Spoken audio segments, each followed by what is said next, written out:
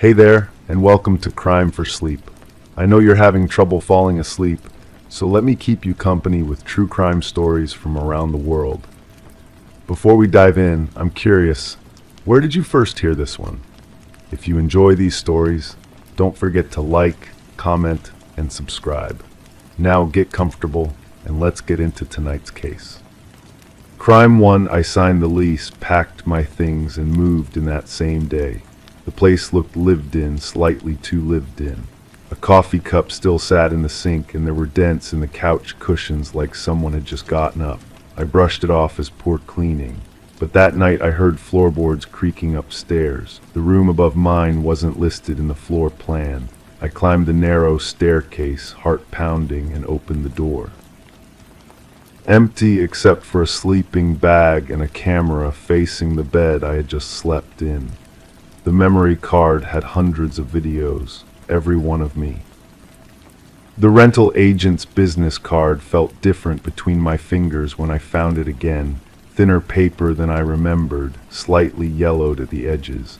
I called the number, disconnected. The address on the card led to an empty storefront with soap-streaked windows and a for lease sign that looked like it had been there for months.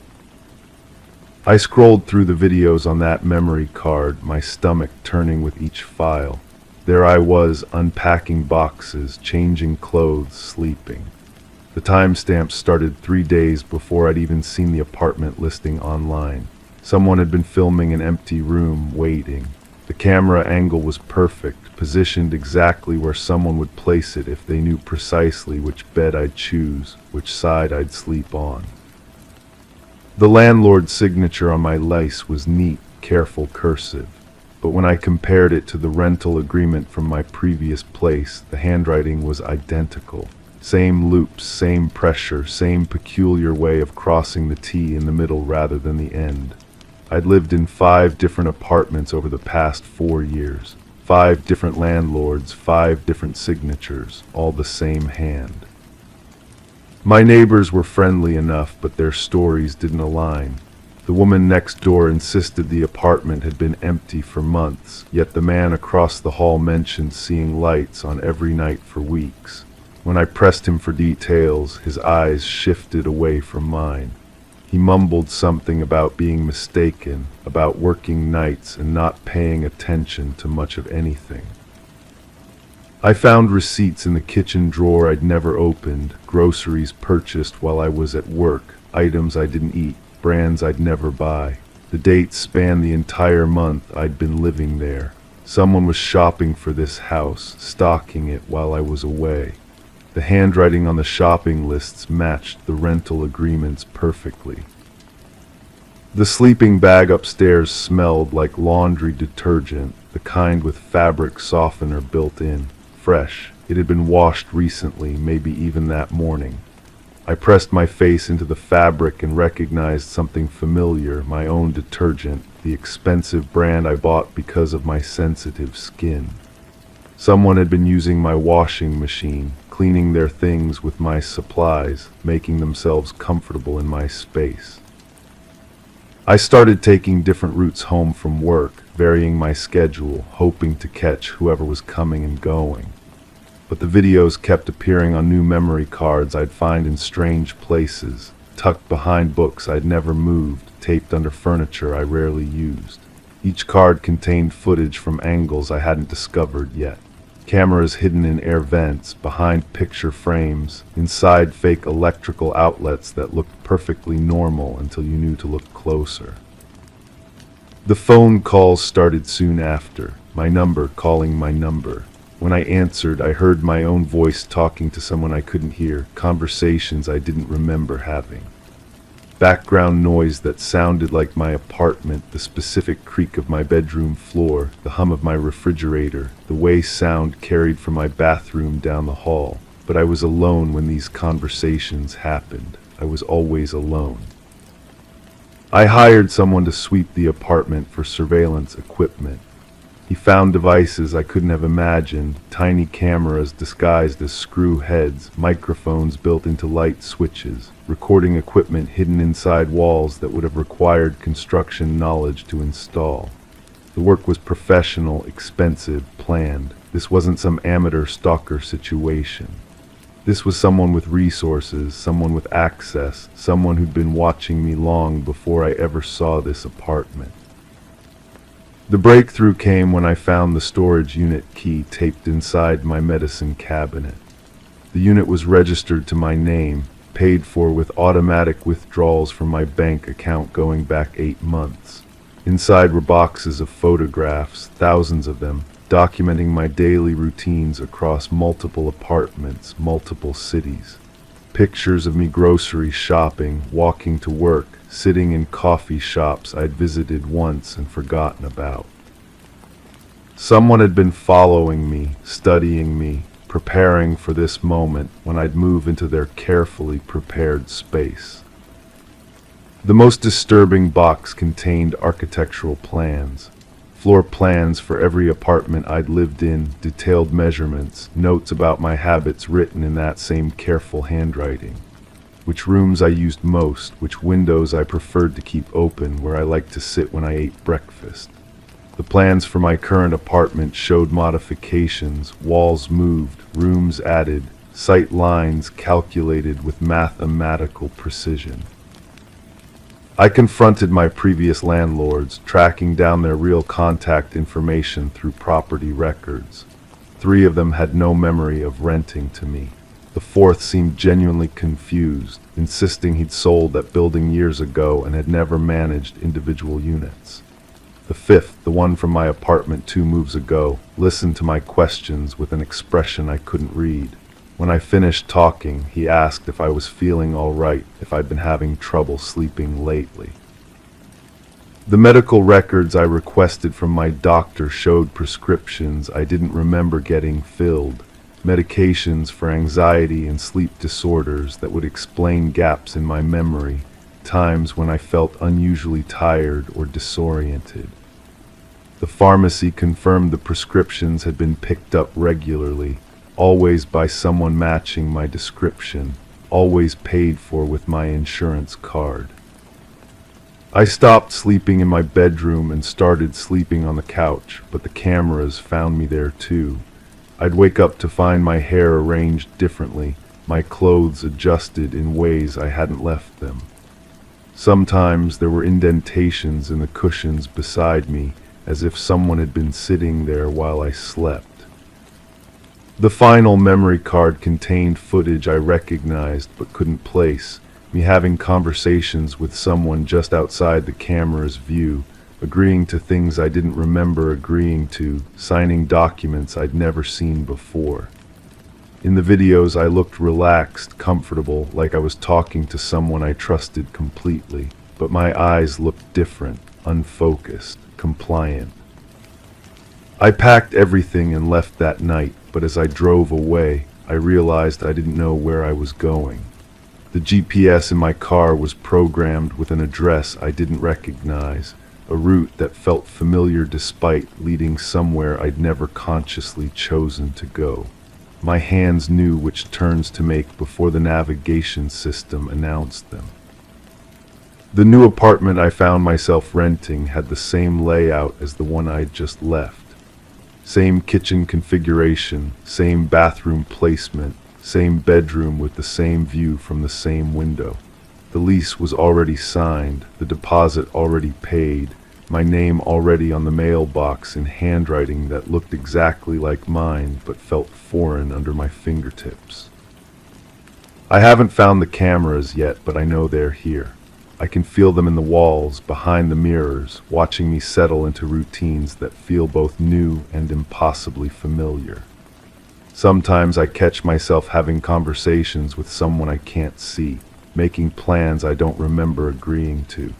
The sleeping bag is probably already waiting upstairs, in a room that isn't on the floor plan, positioned exactly where someone who knows me perfectly would expect me to look first. Crime 2, I'd always wanted to renovate an old home, found one at a bargain and got to work peeling away the hideous wallpaper. But behind the floral print I uncovered deep, frantic scratches in the drywall, like someone had clawed at it with bleeding fingers. Some were accompanied by crude drawings, eyes, doors, hands reaching. At first I thought it was some disturbed child. Then I found a tooth embedded between two boards, human, adult. And when I peeled away the final wall in the basement, I found a message carved so deep it split the wood. I never left. The realtor hadn't mentioned anything unusual about the property. Standard disclosure forms, standard price negotiations, standard closing procedures. But as I stood there in the basement, holding that tooth between my fingers, I realized nothing about this house had ever been standard. The scratches weren't random. They formed patterns, desperate attempts at communication. The crude drawings weren't childish scribbles, but deliberate symbols. Someone had been trapped here, and they'd used their fingernails to leave evidence of their imprisonment. I called the previous owner. She answered on the first ring, her voice strained and careful. When I mentioned the basement, she went quiet. Then she said something that made my blood freeze. "You found them, didn't you? I told them you would." She hung up before I could ask what she meant. The police report from 15 years ago was buried in the archives. A missing person case that went cold. A young woman who'd vanished without a trace, leaving behind only a concerned roommate and an unpaid rent notice.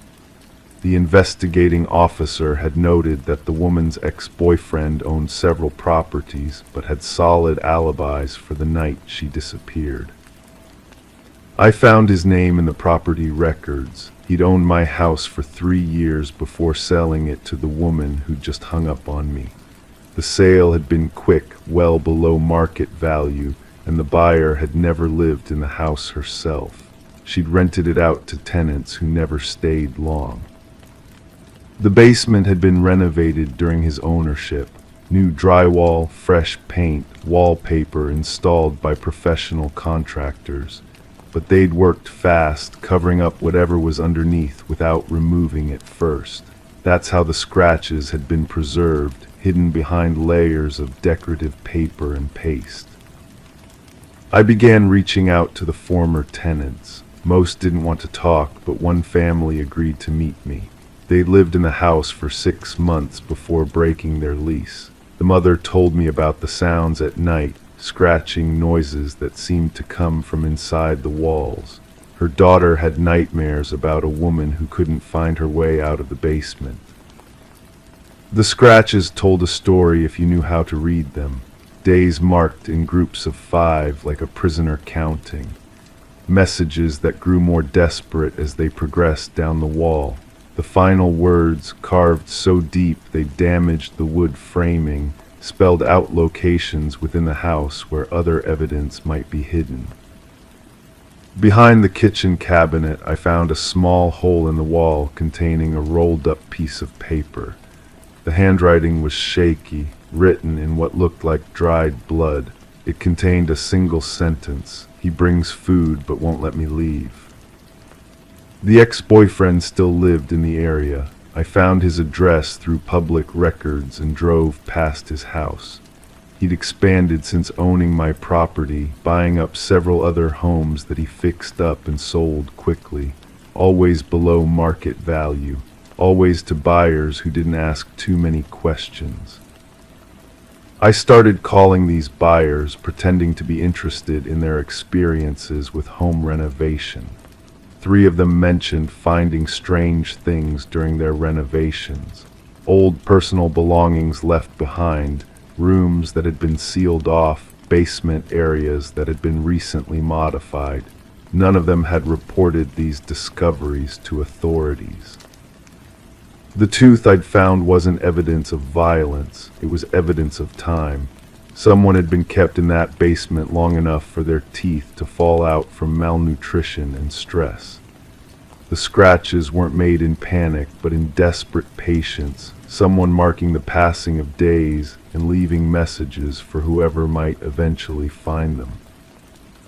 I returned to the basement with better lighting and spent hours examining every inch of the walls. Behind the water heater, I found another set of scratches, these ones forming letters that spelled out a name. Not the name of the missing woman from the police report, but someone else entirely. Someone whose disappearance had never been officially reported. The local newspaper archives contained small notices about people who'd gone missing over the years. Young women mostly, all with similar profiles, estranged from family, working temporary jobs, living alone. The kind of people whose absence might not be noticed immediately. Their names appeared in brief missing person reports that generated no follow-up stories. I cross-referenced these names with the property records of the houses the ex-boyfriend had owned and sold. The timeline matched perfectly. He'd buy a house, own it for a year or two, then sell it quickly at a loss. Each property had been renovated during his ownership, always including basement work. The realization hit me as I sat in my kitchen, surrounded by newspaper clippings and property documents. I wasn't the first person to discover evidence in one of these houses. The woman who'd sold me the property had known exactly what I'd find. She'd been waiting for someone to uncover the truth, but she'd never been willing to report it herself. Her voice on the phone had carried the weight of someone who'd been keeping a terrible secret. She'd found her own evidence, made her own discoveries, and then chosen to pass the burden on to someone else rather than face the implications of what she'd learned. I tried calling the police, but the detective I spoke with seemed skeptical.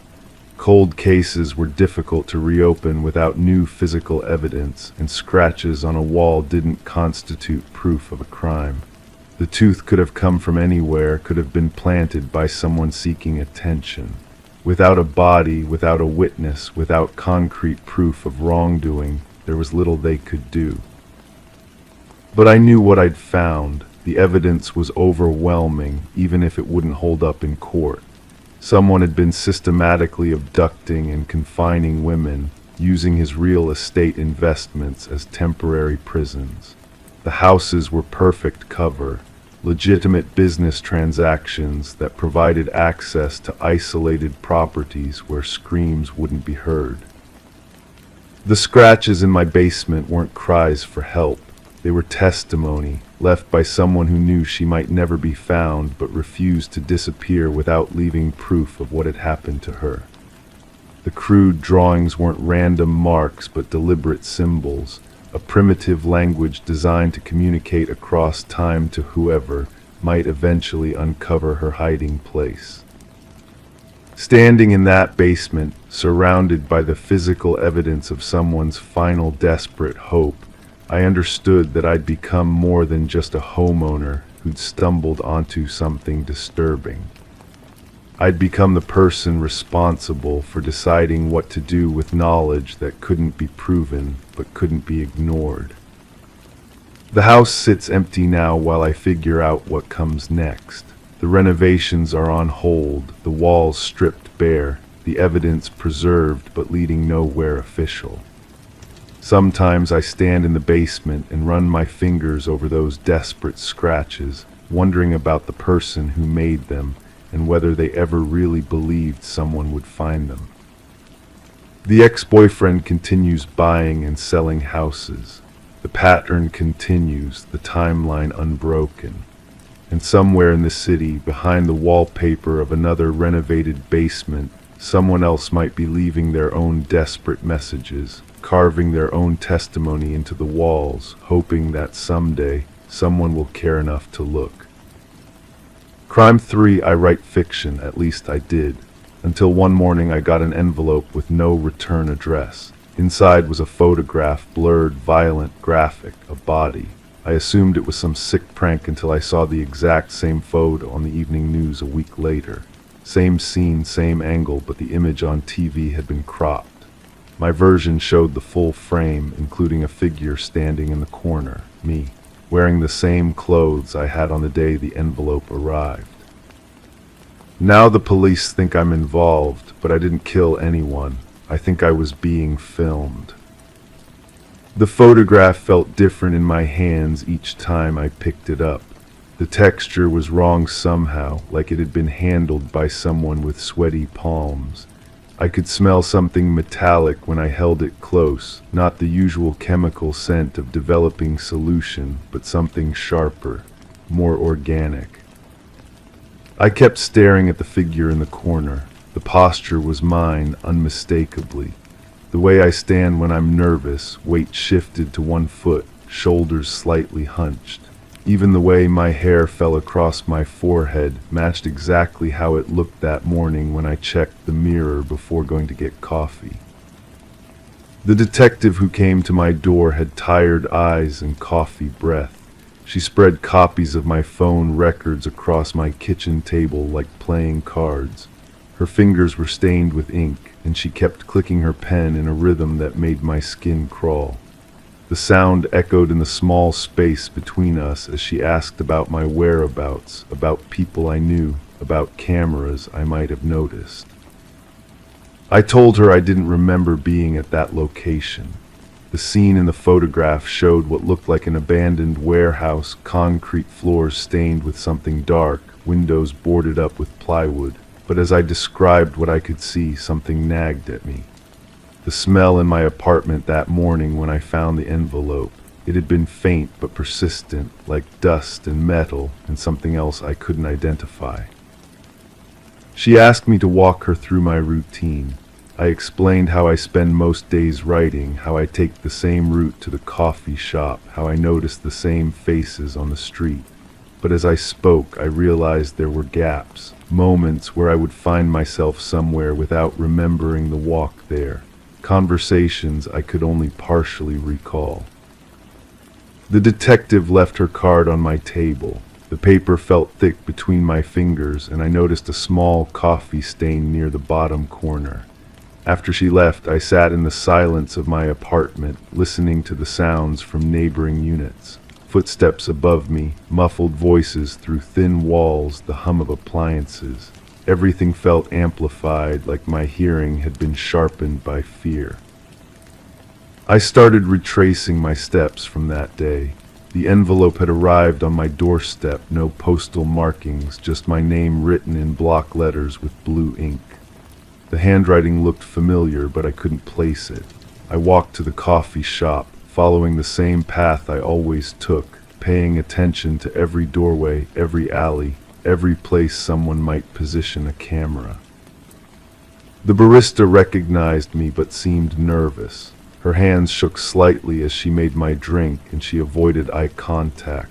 When I asked if she remembered anything unusual about that particular morning, she glanced toward the back room where her manager was counting inventory. She whispered that someone had been asking about me, asking about my schedule, what time I usually came in. The description she gave was vague. Average height, dark clothing, face partially hidden by a hood. But what stayed with me was what she said about their hands. They wore gloves, thin ones, the kind medical professionals use. She remembered because they left no fingerprints on the counter when they leaned forward to speak to her. I went home and examined the photograph again under different lighting. In the harsh glare of my desk lamp, I noticed something I had missed before. In the background, barely visible, was what looked like camera equipment, professional grade, mounted on a tripod. The angle suggested it had been positioned to capture the entire scene, including where I was standing. That night I couldn't sleep. I kept hearing sounds in the hallway outside my apartment, footsteps that would pause near my door before continuing. I checked the peephole repeatedly, but the corridor was always empty. Still, I could feel the presence of someone watching, waiting. The next morning brought another envelope. This one contained a key, old and tarnished, with numbers etched into the metal. No note, no explanation. Just the key and the lingering smell of that same metallic scent I had noticed before. My hands trembled as I held it, and I realized that whatever was happening to me had only just begun. I recognized the numbers. They matched an address I had written in my notebook months ago, research for a story I never finished. A story about surveillance, about people who disappear into their own lives without realizing it. The irony wasn't lost on me as I stared at my own handwriting, wondering if I had somehow predicted my own fate. The building the key led to was exactly like the one in the photograph. Same concrete floors, same boarded windows, same smell of dust and abandonment, but it was empty now, cleaned of whatever had happened there. Only the stains remained, dark patches on the floor that someone had tried unsuccessfully to scrub away. In the corner where I had been standing in the photograph, I found a small piece of fabric. It matched the shirt I had been wearing that day, the one I was still wearing when the envelope arrived. The fabric was torn as if it had been caught on something sharp, pulled away in haste. Standing in that exact spot, I felt a chill that had nothing to do with the temperature. I could see the camera angles, understand how the photograph had been composed. Someone had planned this carefully, orchestrated every detail. But the question that haunted me wasn't who or why. It was how long they had been watching me and how many other photographs they might have taken. The sound of footsteps echoed from somewhere deeper in the building. Slow, deliberate, getting closer. I clutched the key in my pocket and realized that finding this place wasn't the end of the mystery. It was just another step in a game I didn't understand, with rules that changed every time I thought I was getting closer to the truth. As I stood there, surrounded by shadows and the lingering evidence of something terrible, I understood that the person in the photograph wasn't just me. It was who I was becoming, someone trapped between what I remembered and what others wanted me to believe. The real crime wasn't what had happened in this room. It was what was still happening to me, frame by frame, moment by moment, as I became someone else entirely. Crime 4, I thought it was just air pressure. Old buildings always make strange sounds, but every night faint voices came through the vents in the bedroom. I put my ear to the grate and heard my own name, followed by phrases I didn't understand. Sometimes laughter, sometimes crying. I asked the neighbors if they heard anything. They all said no, but they stared a little too long. The maintenance guy came to inspect. He opened the duct, looked inside, and went pale. Then he sealed it shut without explaining a word. The next night, the whispers came back, louder and closer. The building manager had cold hands when she shook mine during our meeting. Her office smelled like burnt coffee and something metallic I couldn't place. She kept glancing at a folder on her desk while I explained about the voices. When I mentioned the maintenance worker's reaction, her pupils dilated slightly. She assured me it was nothing unusual, just acoustic quirks in older ventilation systems. But her voice wavered when she said the word quirks, and she shuffled papers to avoid my gaze. I started keeping a notebook, each whisper, each sound, each strange reaction from the people I spoke to. The woman in the apartment below mine claimed she slept with earplugs because of city noise, but I never heard traffic from my window. The elderly man across the hall mentioned that the previous tenant had been sensitive to sounds before moving out suddenly. He wouldn't elaborate, just muttered something about people who asked too many questions. The voices became clearer as days passed. I could make out fragments of conversations, always at the edge of comprehension. One phrase repeated often, "She knows now." Another voice, deeper and more distorted, would respond with something that sounded like coordinates or an address. I tried recording them, but the audio files came out silent except for my own breathing. During my lunch break, I visited the building's property management office downtown. The receptionist's perfume was overpowering, like she was trying to mask another scent.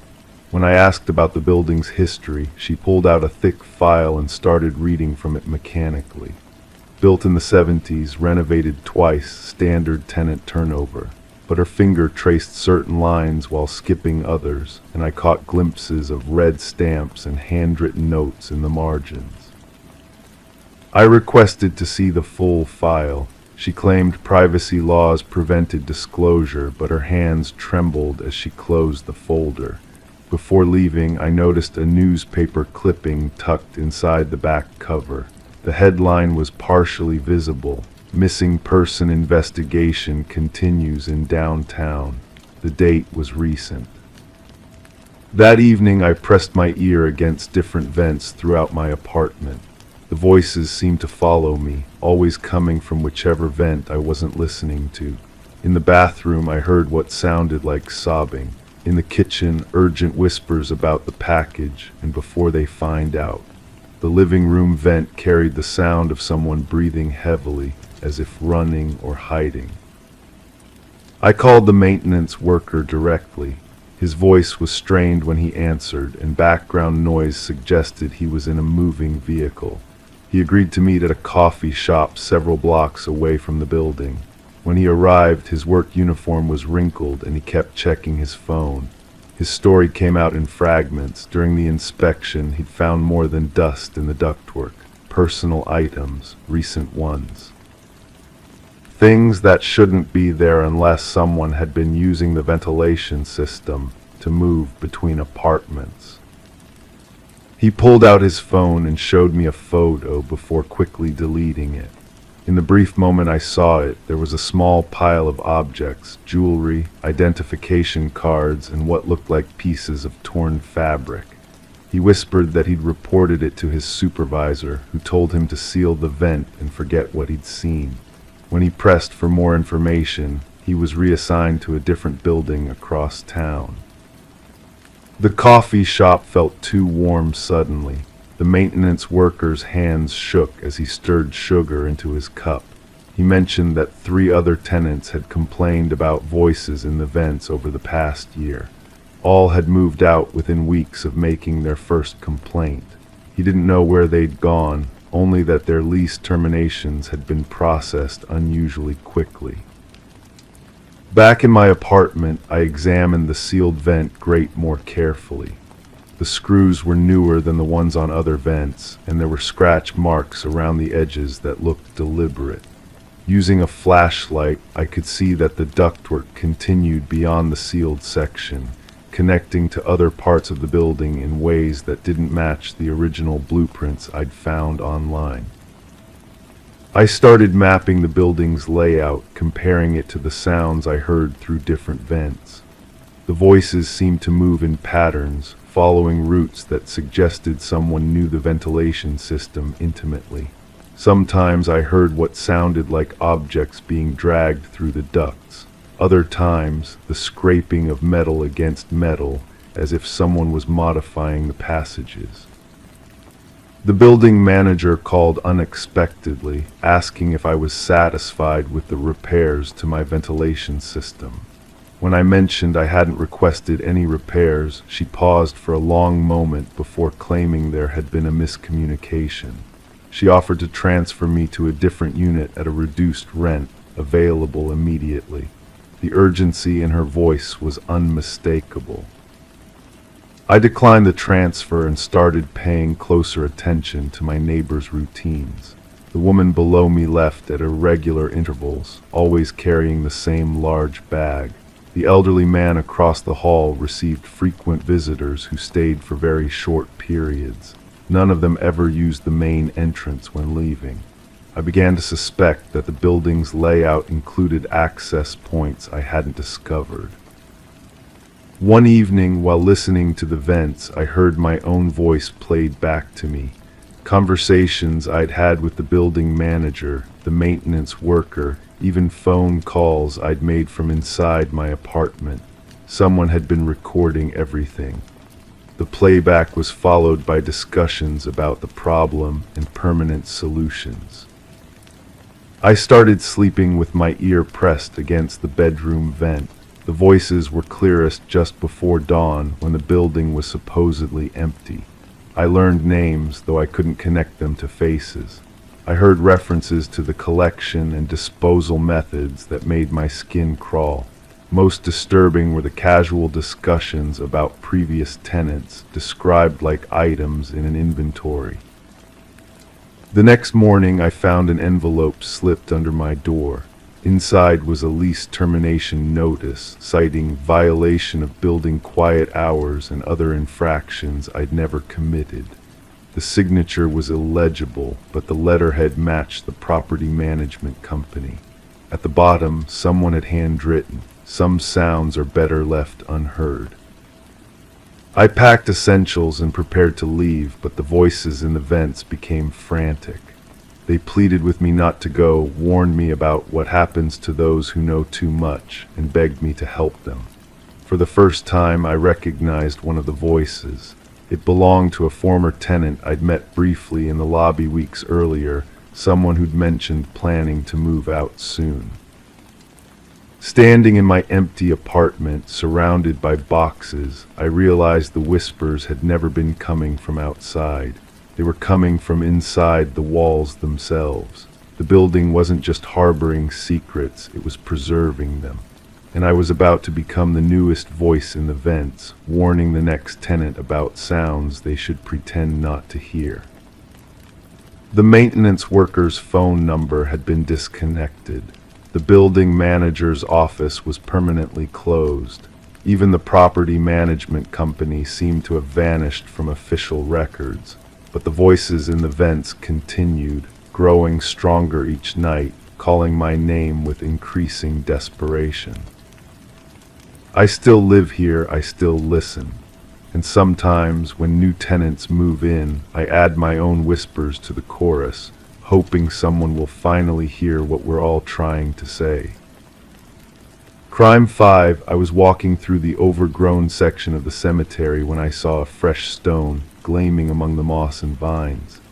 My last name was carved into it, first name matched, even the date of birth. I laughed at first, assuming a coincidence. Then I looked closer and saw the engraving was too new, too sharp. Someone had ordered this recently. I checked with the groundskeeper. He claimed no such marker was ever installed. When I returned the next day, it was gone.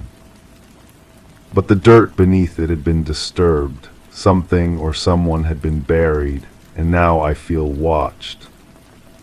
The scent of damp earth still clings to my clothes as I write this.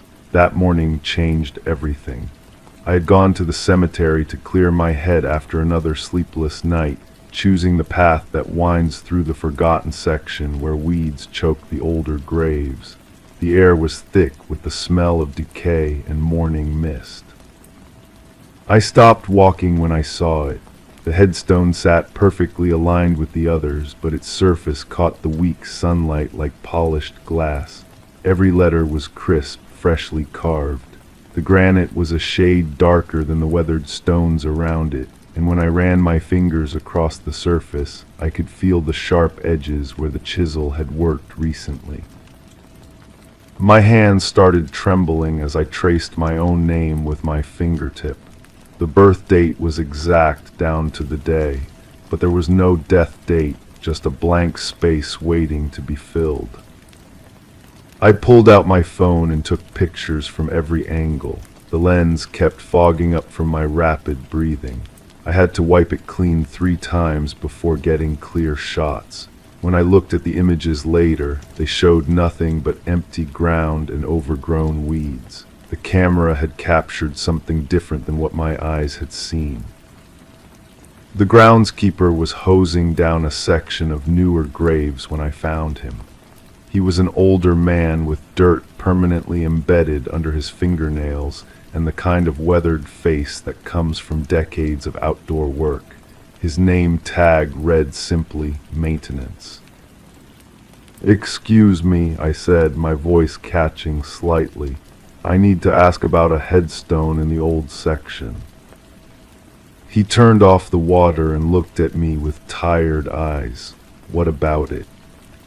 I described the location, the fresh granite, the perfect engraving. As I spoke, his expression shifted from mild interest to confusion, then to something that looked almost like concern. "Son, I've been working this cemetery for 37 years. I know every stone, every plot, every burial. There's no fresh marker in that section.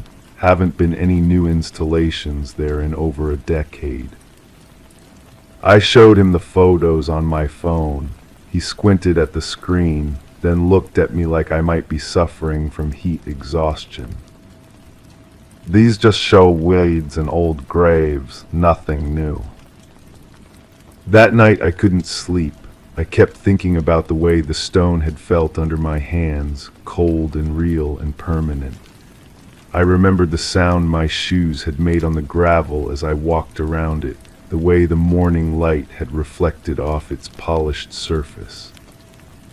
I returned before dawn, carrying a flashlight and a measuring tape. The familiar path seemed different in the darkness, longer somehow. Tree branches caught at my jacket as I made my way to the spot where the headstone had been. It was gone, but the ground told a different story. The earth had been disturbed in a neat rectangle, approximately 6 feet by 3 feet. The soil was darker there, recently turned. When I knelt and pressed my palm against it, the dirt felt loose and soft, nothing like the packed earth around the older graves. I started digging with my hands. 6 inches down, my fingers hit something hard, not stone or root, but something smooth and artificial. I brushed away the dirt and found a small metal box, the kind used for time capsules or important documents. It was locked, but the metal was thin enough that I could pry it open with my car key. Inside were photographs, dozens of them, all of me. Pictures of me walking to my car, sitting in my favorite coffee shop, standing in my kitchen visible through the window. Some were taken with a telephoto lens from a distance. Others were close enough that I could see the reflection of the photographer in my eyes. At the bottom of the box was a single sheet of paper with handwritten text. You were always supposed to be here. The stone was just a reminder of what's coming. We've been watching. We've been waiting. The burial plot is ready when you are. I recognized the handwriting immediately. It was mine. But I had never written those words. I've been carrying the photographs with me for weeks now, checking over my shoulder constantly. The strangest part isn't that someone has been watching me. It's that in every photo I'm alone, but I remember being with other people during most of these moments. I remember conversations, shared meals, embraces with friends and family. In the pictures, I'm always by myself. I went back to the cemetery one more time, bringing a proper shovel. The disturbed earth had been filled in and reseeded. Fresh grass was already beginning to sprout. When I asked the groundskeeper about it, he looked at me with genuine confusion. You were just here asking about some imaginary headstone. Now you're talking about disturbed graves. Maybe you should talk to someone, son. Sometimes grief can play tricks on the mind. But I hadn't mentioned being in grief. I hadn't told him about any loss. The photos are spread across my kitchen table now. In each one, my expression is slightly different than I remember feeling in those moments. In my memory, I was happy, engaged, connected to the world around me. In the pictures, I look hollow, empty, like I'm waiting for something to end. There's one photograph I keep coming back to. It shows me standing in front of my bathroom mirror, but the reflection doesn't match my pose. In the mirror, I'm holding something in my hand, something small and dark that glints in the overhead light, but in the direct image, my hands are empty. I checked my bathroom mirror tonight. There's a crack running down the center that I don't remember being there before. When I look into it, sometimes I see 2 reflections, slightly offset from each other. One of them is always watching the other. The handwriting analysis I requested came back inconclusive. The expert said the letter could have been written by me during a period of stress or altered mental state. Handwriting can change, she explained, when someone is experiencing psychological trauma or dissociative episodes. But I remember my state of mind during the period when those photos were taken. I was fine, happy even. I had just started a new job, was seeing someone I cared about, had plans for the future. Except now I can't remember their name or their face. When I try to recall specific conversations or moments together, the memories feel thin and insubstantial, like trying to hold on to smoke. I called the phone number I had saved for them, but it's been disconnected. The restaurant where we had our first date claims no record of our reservation. The movie tickets I kept as mementos have faded to blank white stubs. It's as if that entire relationship existed only in my imagination. But the photographs don't lie. In every single one, I'm alone. Tonight I found a new photo slipped under my door. It shows me writing at this very table, working on these words, but in the image there's someone standing behind me, just out of focus. I can't make out their features, but I can see their hands resting on my shoulders. I can feel those hands now as I write this, cold and heavy and familiar. The burial plot is still waiting. I understand that now. The headstone was never meant to mark where I would be buried. It was meant to show me where I already am. Crime 6, the brochure promised discipline, peace, and self-growth. The kind of thing people pay thousands for when their kids act out. I was sent there for lying, that's all, but the place wasn't a camp, it was a compound. No phones, no mail, no windows in most rooms. Some people vanished overnight, others were brought back covered in bruises and too scared to talk. I escaped through a hole in the fence after weeks of planning. When I tried to report it, there was no record of the camp's existence. But I still have the scar on my ankle from the tracker they made us wear. The smell hits me first when I think back to that place. Industrial disinfectant mixed with something else, something organic and wrong, like fear had a scent. The floors were concrete, polished to a shine that reflected the fluorescent lights overhead. Everything echoed, footsteps, whispers, the sound of metal doors slamming shut. I remember the intake process. They took everything, watch, wallet, shoelaces, even my belt. The woman behind the desk had kind eyes, but her hands shook when she handed me the uniform. Gray cotton that felt rough against my skin. She wouldn't look at me when she spoke. "Keep your head down," she whispered. "Don't ask questions." The dormitory held 20 beds, but there were never 20 people. Sometimes 15, sometimes 12. The numbers changed without explanation. I learned not to ask about empty beds.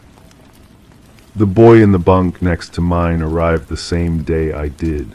Tall, maybe 17, with a kind of nervous energy that made him tap his fingers against his leg constantly. He told me he was there for stealing a car. Just a joyride, he said. His parents thought tough love would straighten him out. Well, he lasted 3 weeks. The staff called it intensive therapy. They'd take someone during the night shift when most of us were asleep.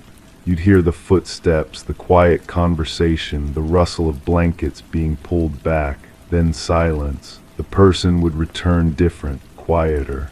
Their eyes would dart around the room like they were looking for an escape route that didn't exist. Some never came back at all. I started keeping track, not on paper. They searched our belongings regularly. But in my head I cataloged every face, every disappearance. The girl with the braided hair who hummed while she worked, gone after 2 weeks. The kid who bit his nails until they bled, vanished after asking too many questions about visiting hours. The counselor assigned to me had a voice like honey over broken glass, sweet but sharp. She'd lean forward during our sessions, her breath smelling of coffee and something medicinal. She asked about my family, my friends, my dreams. I learned to lie about everything that mattered.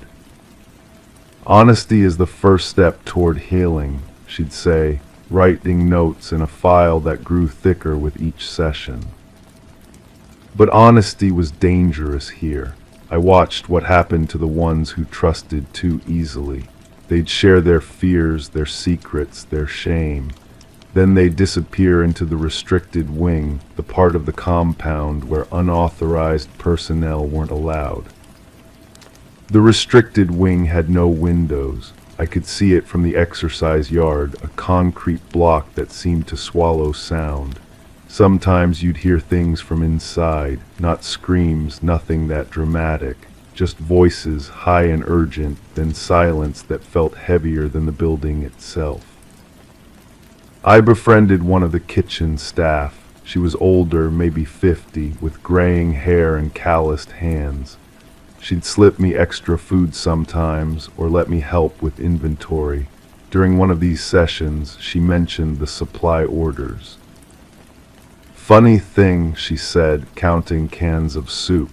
"We order for 50 people, but we never have more than 25 here." I felt something cold settle in my stomach. Where does the extra food go? She looked at me for a long moment, then shook her head. Questions like that get people transferred to the other building. The other building, the restricted wing. I started paying attention to the patterns, who got selected, when, why. The common thread wasn't behavior or attitude, it was isolation. They took the kids who had no one checking on them, no parents calling, no friends writing letters. I wrote letters to my family every week, mandatory correspondence they called it, but I never received replies. When I asked about mail delivery, the staff would give vague answers about processing delays and security protocols. The breakthrough came during a power outage. The backup generators kicked in, but for about 10 minutes the compound was darker than I'd ever seen it. In that darkness, I heard something that changed everything. Voices, multiple voices coming from underground. Below the restricted wing there was something else. Something they didn't want us to know about. I started mapping the compound in my head, the layout, the guard rotations, the blind spots. The fence around the perimeter had a section near the loading dock where the chain link didn't quite meet the concrete foundation. During exercise periods, I'd walk that area, studying the gap. The night I escaped, I was terrified they'd notice my absence before I could get far enough away. But when I looked back at the compound from the road, it was quiet.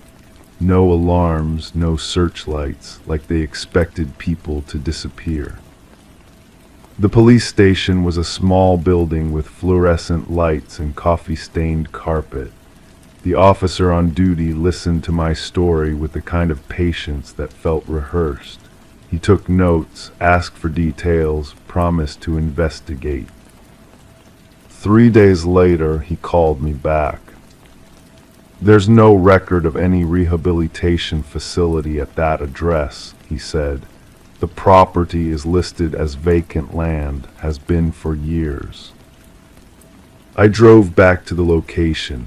The compound was gone, not demolished, not abandoned. Gone. The concrete foundations, the fence, the restricted wing, all of it, just empty land with grass growing through cracks in what might have been a parking lot. But I still have the scar on my ankle, a thin line where the tracking device rubbed against my skin. And sometimes, late at night, I can still smell that disinfectant, still hear the voices from underground. I've tried to find the other kids who were there, the ones who made it out, but it's like they never existed. No social media profiles, no school records, no trace of their lives before or after that place. The brochure promised rehabilitation, discipline, peace, self-growth. What it delivered was something else entirely. And somewhere out there, in places that don't officially exist, it's still happening.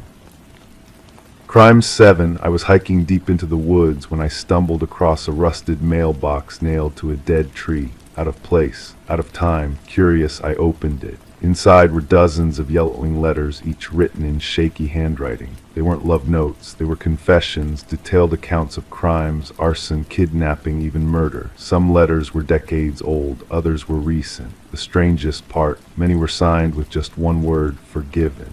I took one letter home. The next day my apartment door was ajar. Nothing was stolen, but the letter was gone. In its place was a note: you were not meant to read that. The forest had become my refuge after the department transferred me to cold cases.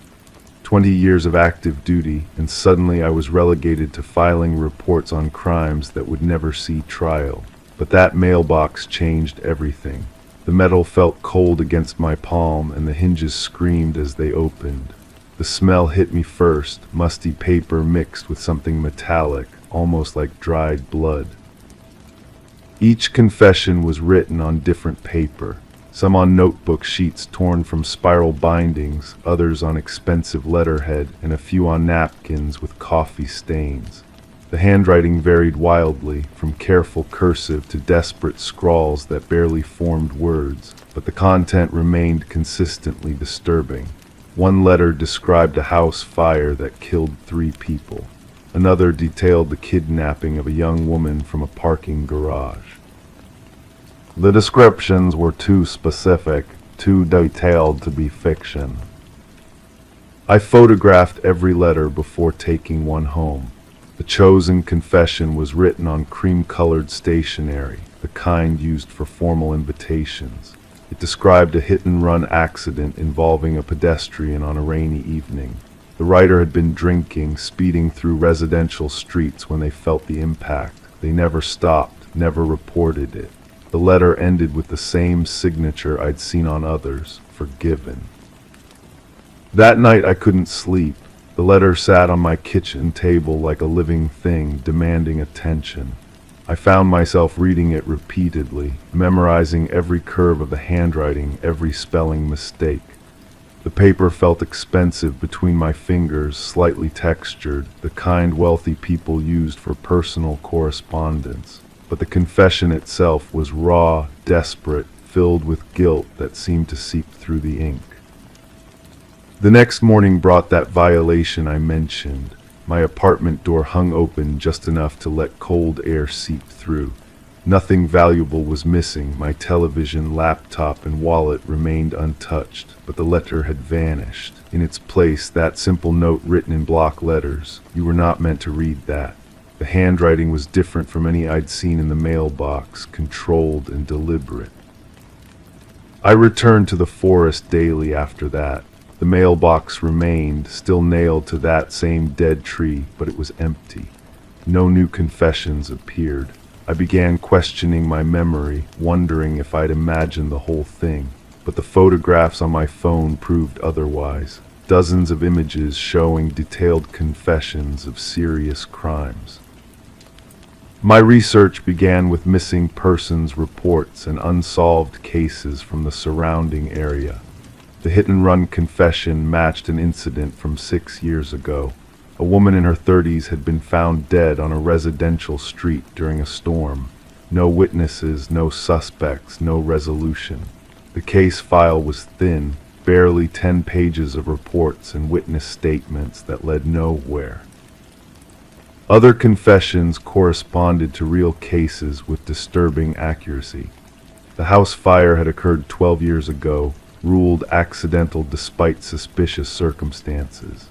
The kidnapping matched a case from 8 years ago where a woman disappeared from a shopping center and was never found. Each crime had been investigated thoroughly but remained unsolved, filed away in boxes that gathered dust in basement storage rooms. The question that haunted me was simple: who was collecting these confessions and why? The mailbox itself provided few clues. The metal was old, probably from the 50s or 60s, but the nails holding it to the tree were newer. Someone had deliberately placed it there, maintained it, and apparently monitored its contents. I started interviewing retired detectives who had worked these cases. Most were reluctant to discuss old investigations, but one former colleague agreed to meet at a diner outside of town. His hands shook as he stirred sugar into his coffee, and his voice dropped to a whisper when he spoke about the unsolved cases. He told me about patterns he'd noticed during his career, crimes that should have been solved but weren't, evidence that disappeared from storage rooms, witnesses who changed their statements or refused to testify. He suspected corruption but could never prove it. Too many people with too much power had too much to lose. The breakthrough came from an unexpected source. A librarian at the local historical society mentioned a local legend about a confessor who lived in the woods decades ago. People would seek him out to unburden themselves of terrible secrets. He never judged, never reported, just listened and offered absolution. The legend claimed he died alone in a cabin deep in the forest, but some believed his spirit continued to receive confessions through supernatural means.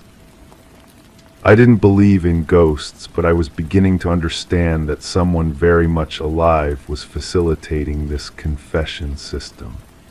Someone who knew about the old legend and was using it to collect information about unsolved crimes, but what they did with that information remained unclear. My investigation took a darker turn when I realized I was being watched. Cars would follow me from the forest, always staying just far enough back to avoid identification. My phone began receiving calls with no one on the other end.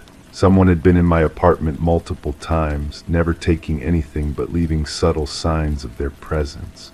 A book moved slightly, a window opened that I remembered closing, the smell of unfamiliar cologne lingering in the air.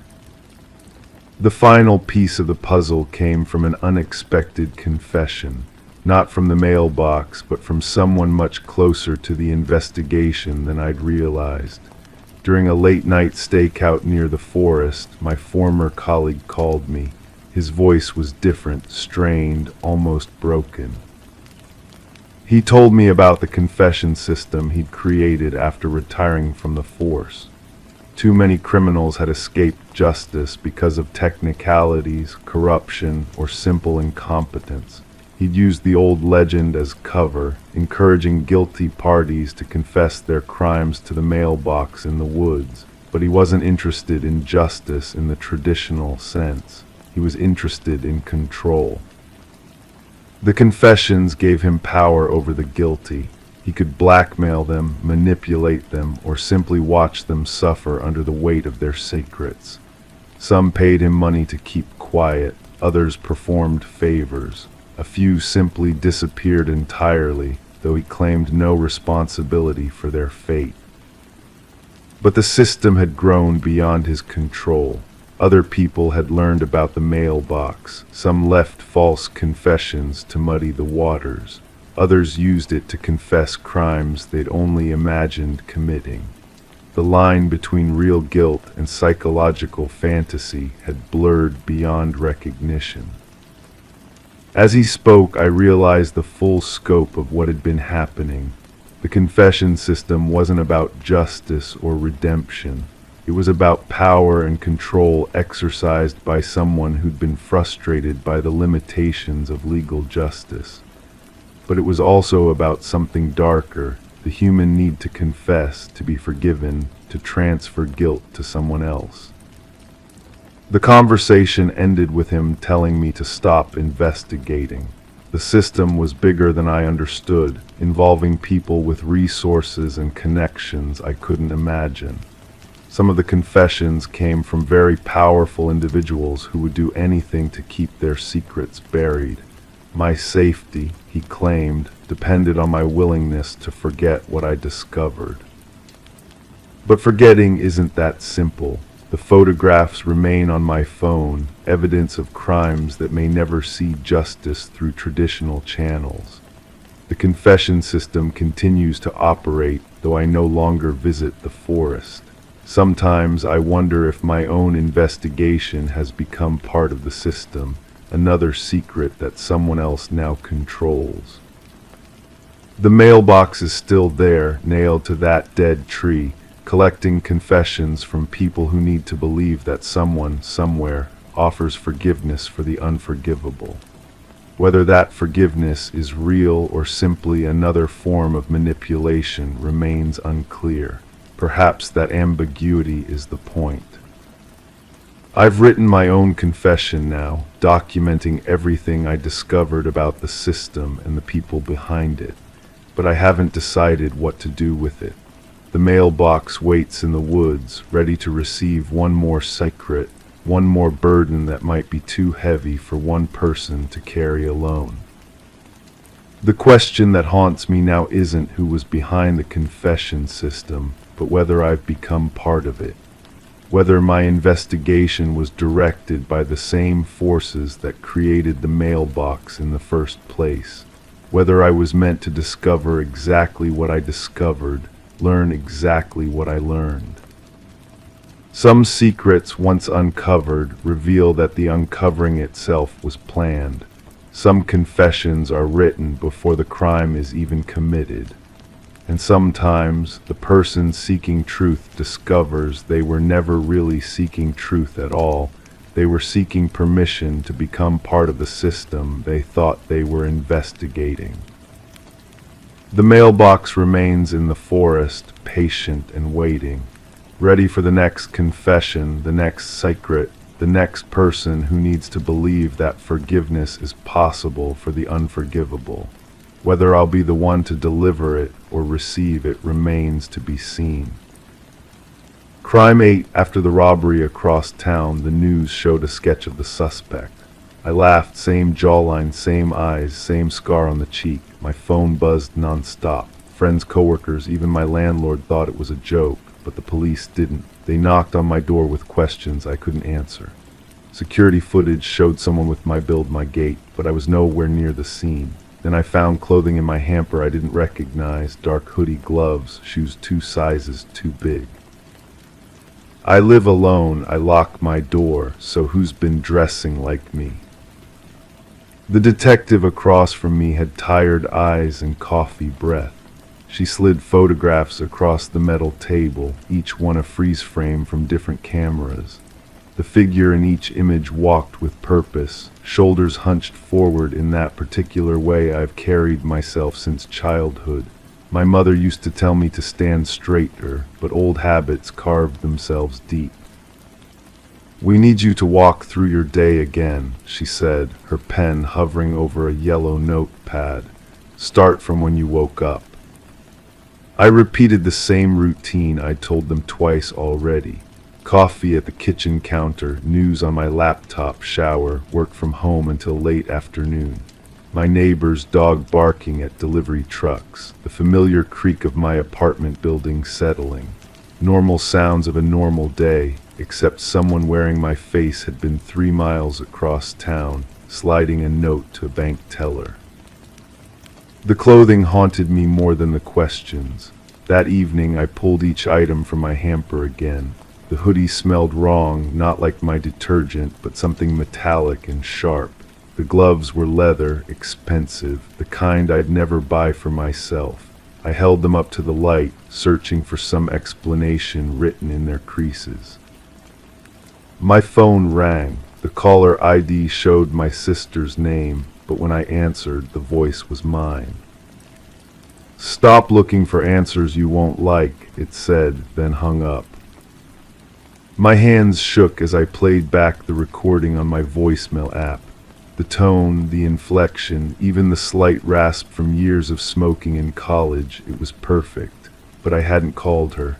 I checked my phone records, my outgoing calls, nothing. Sleep became impossible. I installed cameras in my apartment, motion sensors on every door and window. For 3 nights, nothing. On the 4th, I woke to find muddy footprints leading from my front door to my bedroom closet. The prints matched my shoes, but I hadn't been outside. The bank released more footage. This time the cameras caught the suspect's profile as he waited in line. There was a birthmark on his neck just below his left ear. I rushed to my bathroom mirror, angling my head, searching. The mark was there, faint but unmistakable, exactly where it appeared in the video. I started documenting everything. Photos of my apartment at different hours, voice recordings of myself throughout the day, even receipts from every purchase. The evidence pile grew, but instead of providing comfort, it deepened the mystery. There were gaps in my memory, moments where I couldn't account for my whereabouts with the precision the investigation demanded. The detective called with news. They'd arrested someone matching the description 2 towns over. Different crime, same methods. I felt relief wash over me until she mentioned the suspect's name. It was similar to mine, just 1 letter different. A coincidence that made my stomach turn. "We'd like you to come in for a lineup," she said. "As a witness, not a suspect. The victim thinks she might recognize you from somewhere else." Standing behind the one-way glass, I watched 5 men who could have been my brothers. Same height, same build, same general features. But when the victim pointed, it wasn't at me. It was at the man in position 3, whose scar ran along his cheek in an almost identical pattern to mine. "That's him," she whispered, "but something's different. His eyes, maybe." Position 3 stared straight ahead, but in the reflection of the glass, I caught his glance. For just a moment, he looked directly at me, and I saw something that made my blood freeze. Recognition. Not the confused recognition of a stranger who resembles you, but the intimate knowledge of someone who knows exactly who you are. After the lineup, I followed him. The man walked to a bus stop 3 blocks away, and I kept my distance, hiding behind parked cars and storefronts. He never looked back, but somehow I knew he was aware of my presence. At the bus stop, he sat on the bench and opened a newspaper. From where I crouched, I could see him reading, but his eyes weren't moving across the text. They were fixed on the reflection in the bus shelter glass, watching me watch him. When the bus arrived, he stood and walked to the door. Just before stepping inside, he turned and looked directly at me. His mouth moved, forming words I couldn't hear over the engine noise, but I could read his lips clearly. "I'll see you soon." The bus pulled away, and I was left standing on an empty street corner, questioning everything I thought I knew about my own life. That night, I searched through old photo albums, looking for any evidence of this person who wore my face. Family gatherings, school events, childhood memories, I combed through them all, searching for a twin, a cousin, anyone who might explain what I was seeing. In a box of my father's belongings, I found hospital records from the year I was born. There were complications during delivery, extended stays, multiple visits. But there was also something else, a notation about a secondary patient, a note that had been crossed out so thoroughly I could barely make out the words beneath. I held the paper up to the light, trying to decipher the hidden text. What I could make out chilled me more than anything I'd discovered so far. It mentioned complications with twins, separation procedures, and adoption arrangements. The rest was illegible, but the implications hung in the air like smoke. My phone buzzed with a text from an unknown number. It contained a single photo, me, sleeping in my bed, taken from inside my apartment. Below the image was a message. Some questions are better left unanswered. I called the detective, but when I tried to explain what I'd found, the words sounded insane even to my own ears. Twin brothers separated at birth, one raised normally, the other disappearing into a system that didn't keep perfect records. It was possible, but so were a dozen other explanations that made more sense. The break-ins stopped, the mysterious phone calls ended. Even the detective stopped returning my messages. Life returned to a semblance of normal, except for the persistent feeling that I was being watched, not by cameras or law enforcement, but by someone who knew my routines better than I did. Months passed. I moved to a different apartment, changed my phone number, even considered changing my name. But you can't run from your own reflection, and every mirror became a potential window into questions I was afraid to answer. The final piece arrived on a Tuesday, a package with no return address containing a single photograph.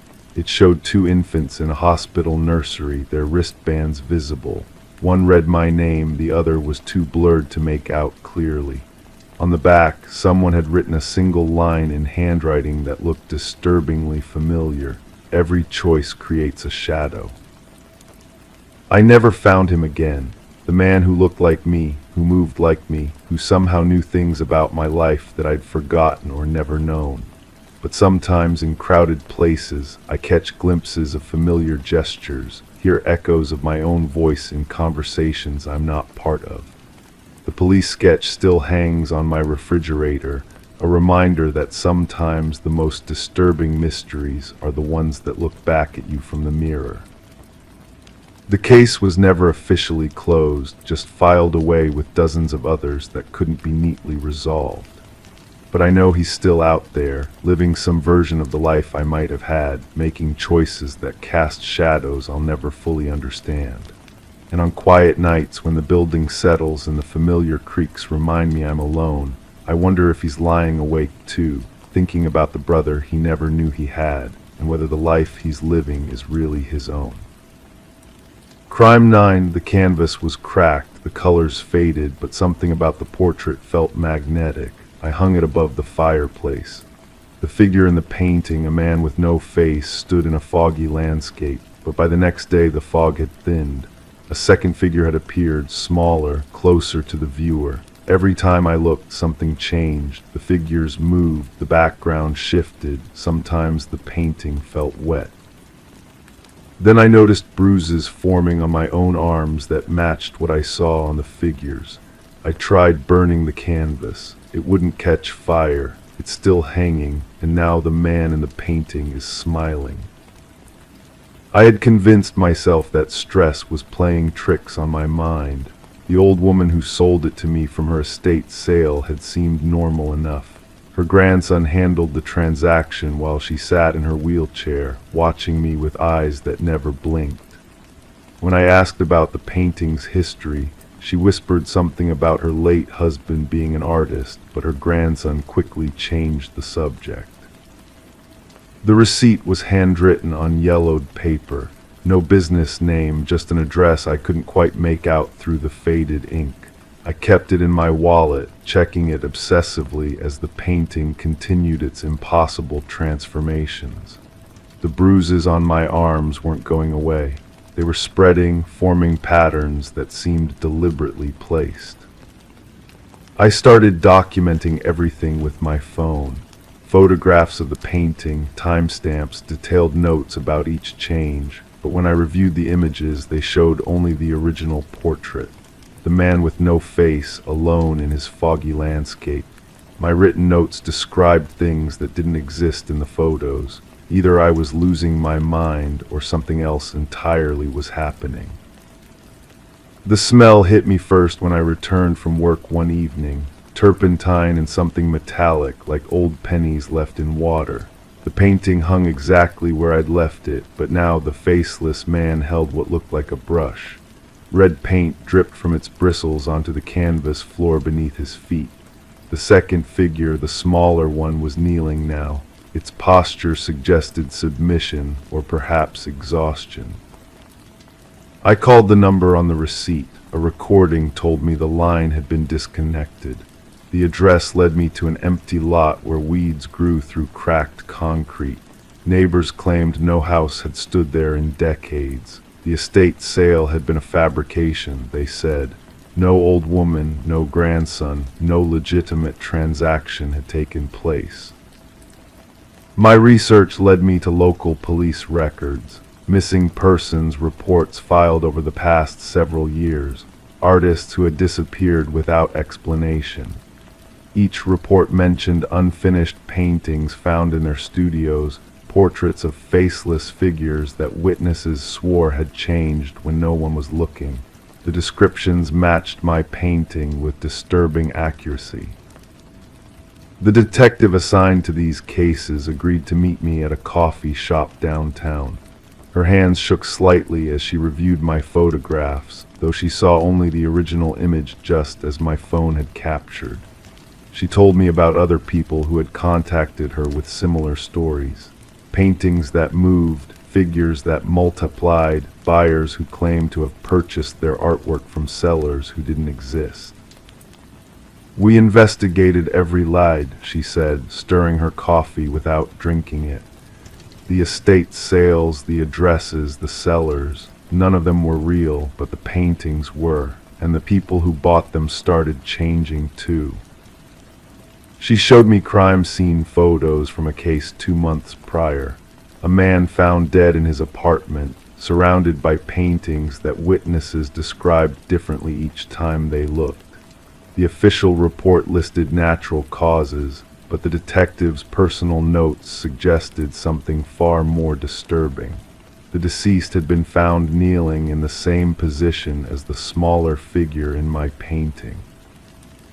That evening I stood before the canvas with a magnifying glass, examining every brushstroke for clues. The paint was old, definitely authentic, but layered in ways that suggested multiple artists had worked on the same piece. Under certain lighting, I could make out signatures buried beneath the surface layers, names I recognized from the missing persons reports. The faceless man was holding something new now, not a brush, but what appeared to be a photograph. I leaned closer, trying to make out the image, when I realized I was looking at myself. My own face stared back from the tiny photograph in the painted figure's hand.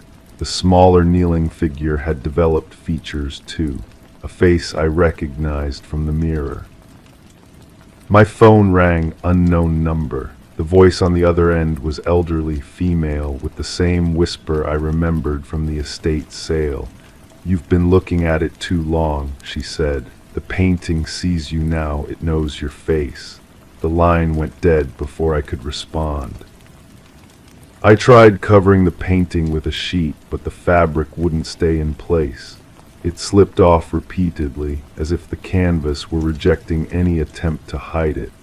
The bruises on my arms had formed complete patterns now, matching the shadows I saw on the kneeling figure. When I pressed against them, they felt tender, as if someone else's pain had transferred to my skin. The detective called the next morning. Another person had been found, she said. Same circumstances, same position, same mysterious paintings nearby. This time, witnesses reported seeing the victim's face appear in one of the canvases shortly before the discovery. The painting had been purchased from an elderly woman at an estate sale that left no official record. I spent hours searching online forums, looking for others who might be experiencing similar phenomena. The stories were always the same. Anonymous sellers, impossible paintings, buyers who slowly became part of the artwork itself, but no one ever posted updates after their initial accounts. Their profiles went silent, their last posts describing the same kneeling position I now found myself assuming unconsciously throughout the day. The painting was teaching me something, showing me a process I was already part of whether I understood it or not. The faceless man was no longer faceless. He wore my expression now, my exact features rendered in impossible detail. The smaller figure knelt at his feet, and its face was also mine, but younger somehow, more afraid. I documented everything one final time, writing this account with hands that trembled exactly like the detective's had. The painting watches me write, and I can feel its attention like heat against my back. Tomorrow, someone else will find my empty apartment. They'll see only a simple portrait of a faceless man in a foggy landscape, and they'll think it might look nice above their fireplace. The receipt in my wallet has changed too. Now it bears the name of the next buyer, written in handwriting I don't recognize but somehow know I'll soon be using. The cycle continues, and I finally understand my role in it. I'm no longer just the observer of this impossible crime. I've become the seller. Story 10. Once upon a time, there was a mere glitch in the baby monitor's feed. The mother, Rebecca, brushed it off as mere interference at first, but then the audio crackled and a soft voice whispered, "SHHH, go back to sleep." A shiver ran down her spine, freezing her in place. With a racing heart, she dashed to her son's room, only to find his crib empty. The window was shut tight, the door securely locked. The only peculiar sight was a stuffed rabbit lying on the floor, its glassy black eyes seeming to stare right through her. Rebecca's scream pierced the night, raw and filled with desperation. The neighbors, alerted by her cries, dialed emergency services. When the authorities arrived, they discovered Rebecca on the nursery floor, clutching the stuffed rabbit, her world shattered.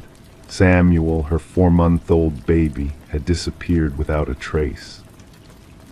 The investigation that followed initially hit dead ends. There were no signs of forced entry, the security system had remained intact, and the baby monitor footage showed nothing unusual except for that eerie voice and static. Questions swirled: how could someone enter a locked home, snatch a child, and vanish without a trace, leaving only a disturbed stuffed animal behind? Suspicion fell heavily on Rebecca. Her husband, Daniel, had been away on business, and their strained marriage was no secret. Medical records hinted at Rebecca's battle with postpartum depression, casting shadows of doubt. Her composure during questioning, described as unsettlingly calm for a distraught mother, raised eyebrows and fueled gossip within the community. Then a breakthrough emerged. Microscopic fibers foreign to the household were discovered on the nursery windowsill. They belonged to a rare climbing rope, hinting at an intruder skilled in accessing the second-floor nursery from outside. Security footage from the neighbors unveiled a mysterious figure lurking in the shadows that fateful night. A footprint in the garden soil matched a specialized boot used by seasoned climbers and military personnel. The focus shifted away from Rebecca. Daniel returned from his trip, bewildered and grieving. Unusual calluses on his hands raised suspicions, especially when he mentioned a newfound interest in rock climbing to cope with stress. Financial records unveiled a troubling reality. Daniel had taken out a hefty life insurance policy on Samuel. Phone records exposed numerous calls to an unknown number, abruptly ceasing before the abduction. Dark secrets unraveled as investigators uncovered Daniel's hidden second family in a distant community. The shadows deepened. The investigation took a chilling turn when the baby monitor itself became a pivotal piece of evidence. Digital forensics unveiled a hack. The device had been compromised, the voice manipulated. The whispered commands hadn't originated from within the nursery, but had been broadcast remotely to Rebecca's receiver. The digital trail led to a residential basement, where Samuel was found in the care of a woman named Elaine. Her vacant eyes betrayed no resistance as she was apprehended. Connections emerged through old photographs and DNA, linking Elaine to Daniel's past, his first wife haunted by loss. During the trial, the courtroom held its breath as the enhanced audio from the baby monitor echoed.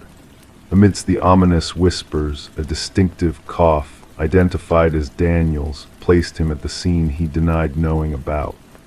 Encrypted messages between Daniel and Elaine laid bare their sinister plan to take what they believed was rightfully theirs, at the expense of a child's safety and a mother's heartbreak. The jury's verdict was swift. Daniel and Elaine faced the full weight of justice for kidnapping, conspiracy, and endangerment. Rebecca and Samuel sought solace in a new beginning, far from the shadows of the past. The case left a lasting impact on how modern abductions are approached, urging a closer look at the vulnerabilities of baby monitors and the need for heightened nursery security. Samuel grew up oblivious to the night he vanished, shielded from the darkness that once enveloped their lives. Rebecca locked away the stuffed rabbit, unable to part with it, haunted by the glassy black eyes that bore witness to the truth the baby monitor had captured. The monitor, a silent sentinel in the night, had revealed a reality no one had foreseen.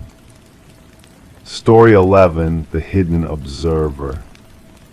The realtor's listing spoke nothing of a basement. The blueprints held no clue to its existence. Yet as the family peeled back the worn carpet, a door revealed itself, concealed beneath. A hefty, rusted handle awaited them. It took the strength of 3 to pry it ajar. Stale air, thick with the scent of moist earth, greeted them as they descended the steps into the darkness. Anticipating storage, they found only a solitary chair beneath a swaying light bulb. And on the wall behind it, a series of photographs depicting them. Images captured from within their own home. The Mercer family had settled into the suburban property during the wintry months, when daylight fled early and the bare trees of the neighborhood stood stark against the chilly sky. The aged 2-story structure, with its whispering floors and weathered facade, had drawn them in with its perceived character and history. Little did they foresee the depths of history the house held, intertwining violently with their present. Detective Sarah Connors arrived at the property alongside her partner, the crime scene unit already cordoning off the area with fluttering yellow tape. Mrs. Mercer's quivering voice had relayed the unsettling discovery beneath their living room floor. "We must document everything before anyone else ventures down there," Connors directed, donning latex gloves with practiced ease. The camera flashes illuminated the stairwell intermittently as the forensic team captured the scene. The wooden steps groaned beneath their tread.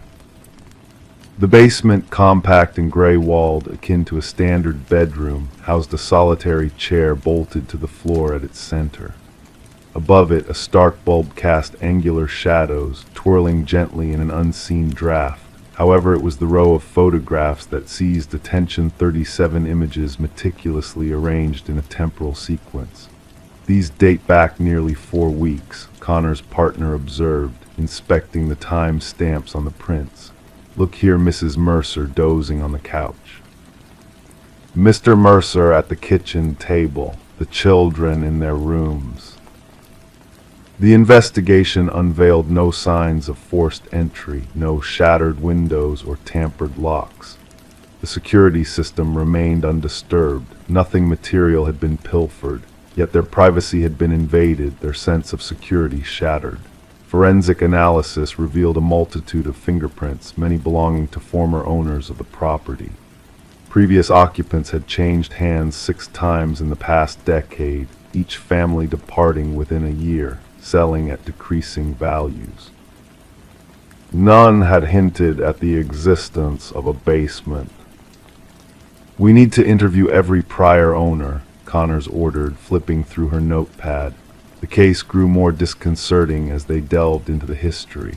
Property records displayed discrepancies, blueprints altered between sales, permits submitted then retracted, inspection reports heavily redacted. A breakthrough emerged during the questioning of the contractor who had refurbished the house 7 years earlier. His complexion paled upon glimpsing photos of the basement. "That room is non-existent," he insisted, hands trembling. "I gutted the place down to its foundation. There was no basement, no door, nothing beneath the living room except dirt and concrete." Data extracted from a memory card nestled within the light fixture unveiled hundreds more images of the Mercers and previous families. Children slumbering, parents bickering, intimate instances, mundane routines, all captured by an intruder who should not have been present. The case took a sinister turn with the retrieval of audio recordings concealed within a weatherproof box buried in the basement corner. Conversations from the master bedroom, kitchen, living area echoed through the files. The pristine sound quality hinted at sophisticated microphones secreted throughout the house, undetected during the initial sweep. "We must dismantle every wall," Connors urged, her tone edged with urgency. "Probe inside air vents, light fixtures, electrical outlets. The perpetrator has been surveilling these families for years." Behind the photograph wall, investigators unearthed a narrow passage leading to a monitoring hub, a desk, a chair, a laptop linked to an array of wireless cameras, a journal brimming with meticulous observations on every family that had resided in the house, their routines, their schedules, their disputes, their vulnerabilities. The script mirrored that of the house's original builder, Edward Kelvin, a man who vanished from public records after being rumored to have perished during construction. The journal's final entries grew increasingly erratic, with phrases like "they never looked down" and "they never see me" recurring. The last page bore a solitary sentence: "The next family arrives tomorrow." Fingerprint analysis confirmed the suspicions. Edward Kelvin had never departed the house he constructed. He had retreated into its hidden recesses, erecting a labyrinth of observation points to clandestinely monitor the families who believed they dwelled in solitude. The manhunt spanned 3 days, culminating in the discovery of Kelvin huddled within a crawlspace between the second-floor chambers, his emaciated frame attuned to navigating the narrow passages he had engineered within the walls. His eyes blinked, unaccustomed to direct illumination from the flashlight beams. During interrogation, Kelvin spoke of the families as if they were players in his exclusive drama. He described observing them with the detached gaze of a scientist studying specimens. He had never infringed upon them, never stolen from them, never directly intervened in their lives. He had merely watched, recorded, documented. "They welcomed me in," he murmured to investigators, his voice tranquil and rational. "They signed the deeds, they became mine." The psychological evaluation diagnosed Kelvin with severe delusions, perceiving himself as a custodian of the house rather than an intruder. The families were transient tenants in what he deemed his enduring abode. The Mercers never revisited the property. Like their predecessors, they abandoned their possessions, salvaging only essentials in suitcases. The house stood vacant as the case navigated the legal system. The trial uncovered the extensive surveillance network Kelvin had orchestrated, hidden chambers accessible solely through crawlspaces, observation posts integrated into the architecture, meticulously devised before the inaugural brick was laid. The dwelling had been fashioned as a surveillance mechanism from its inception, its inhabitants unwitting participants in Kelvin's obsessive documentation. Upon the jury's verdict, Kelvin displayed no reaction. He had already retreated into the recesses of his mind's architecture, maneuvering unseen through the passages of the house now existing solely in recollection. The property was eventually razed, the earth beneath excavated and sealed. Yet, for the families who had resided within, the violation endured. They were haunted not by what was taken from them, but by what they had remained oblivious to, observed, listened to, recorded in their most intimate moments from within walls they trusted to shield them. At times, in hushed instances, they found themselves glancing upward at air vents, light fixtures, the junctures where walls met ceilings, pondering if they were genuinely unaccompanied now, reflecting if they ever had been. Story 12. The costume shop had an air of finality, its doors soon to shut for good. Among the remnants of forgotten disguises, a woman's hand reached for a mask perched on a dusty shelf. Its delicate features held an unsettling lifelike quality that drew her in. Placing it on the counter, the cashier hesitated, his voice a mere whisper. "That's not ours." Perplexed, she sought a tag only to find none. With a shrug, she carried it home. That night a soft murmur roused her from slumber, a rustle of fabric, a shift in the air. The mask was missing from its place on the dresser, now perched on the nightstand, its gaze fixed upon her. The woman known as Catherine Reed would not be found until morning by a concerned neighbor. The open door allowed a stream of daylight to pierce the darkness within, illuminating a chilling tableau. Detective Morgan arrived on the scene, the click of shutters punctuating the somber atmosphere. "No forced entry," an officer remarked, jotting notes. The detective's keen eyes scanned the room, noting the mundane details amidst the tragedy. A drawer ajar, a glass with a trace of lipstick. Everything ordinary except for the lifeless figure on the floor. The medical examiner's assessment revealed no obvious cause of death, no wounds, no signs of struggle. Pointing to Catherine's face, he observed frozen terror etched on her features. "Something terrified her to her core," the detective murmured, pondering the mystery. Catherine, an art appraiser known for her discerning eye, had led a quiet existence. Her colleagues spoke of her prowess in detecting forgeries, a skill that set her apart. Could this very talent have led to her demise? Footage from the costume shop unveiled a puzzling encounter. The cashier's confusion over the mask, the owner's denial of its origin. A visit to the emptied shop revealed a tale of strange occurrences linked to items from a deceased collector's estate. Forensic analysis yielded a breakthrough: microscopic fibers intertwined with Catherine's skin, a blend of human hair and an unknown organic material. A trail of deaths with a common thread emerged. Each victim possessed a mysterious mask, each met their end in terror, each case a riddle unsolved.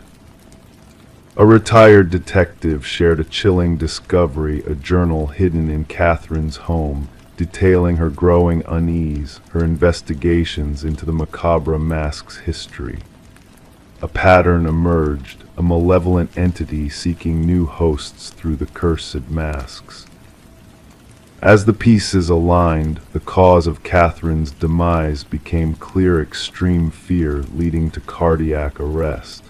But what entity could evoke such terror?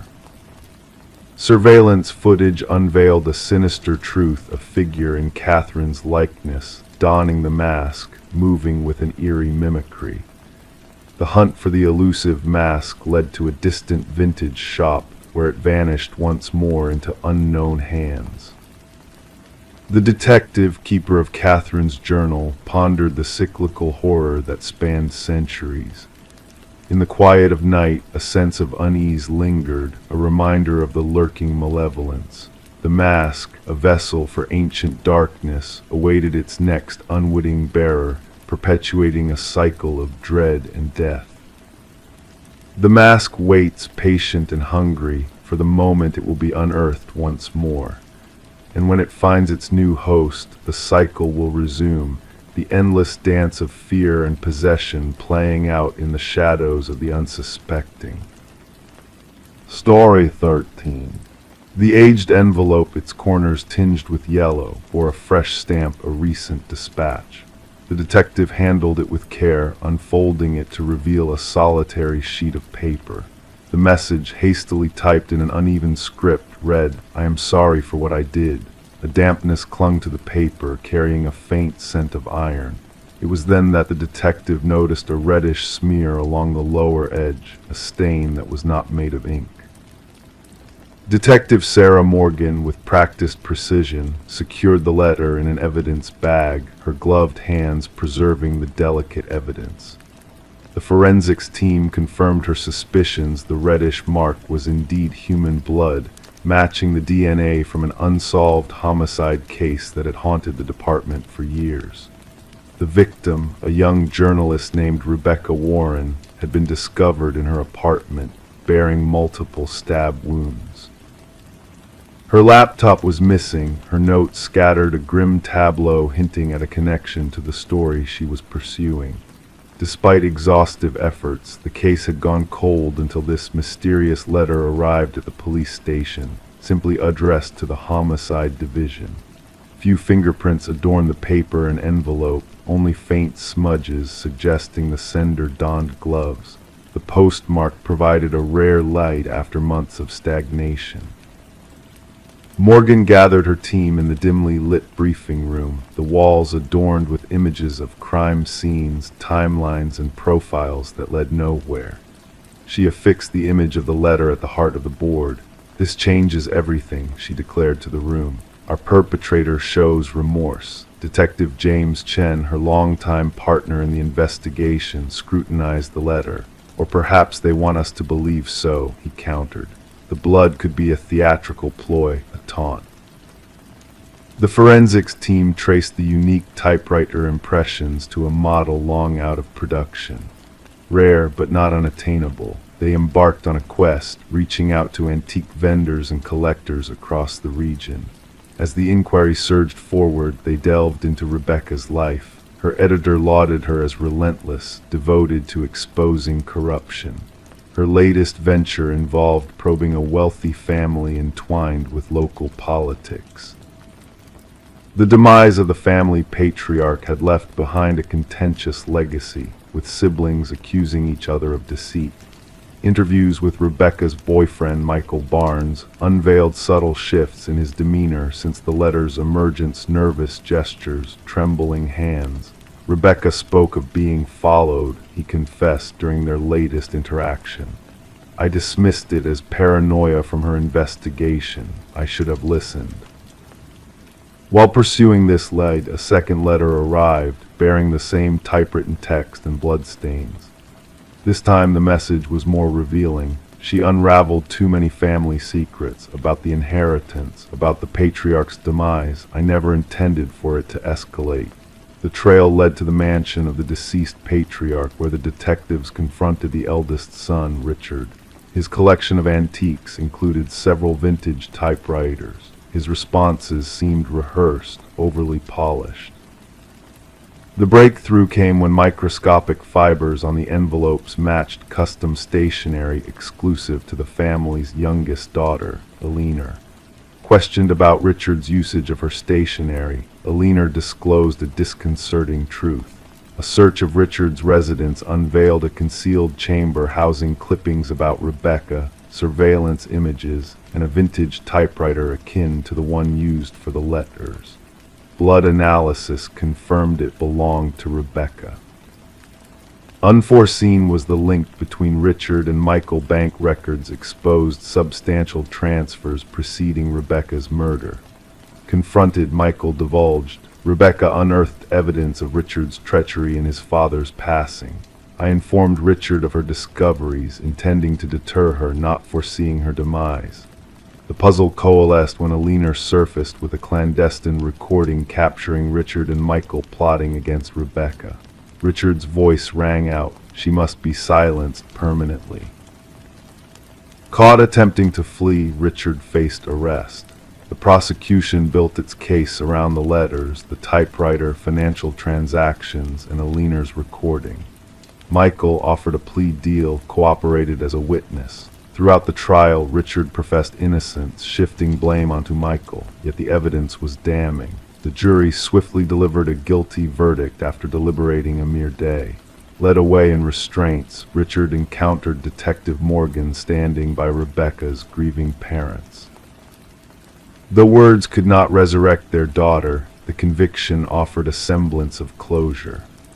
The blood-stained letters rested in evidence storage, a poignant reminder that even the most meticulous schemes leave traces, and that remorse, whether genuine or tactical, can unravel those who believe they've orchestrated the perfect crime.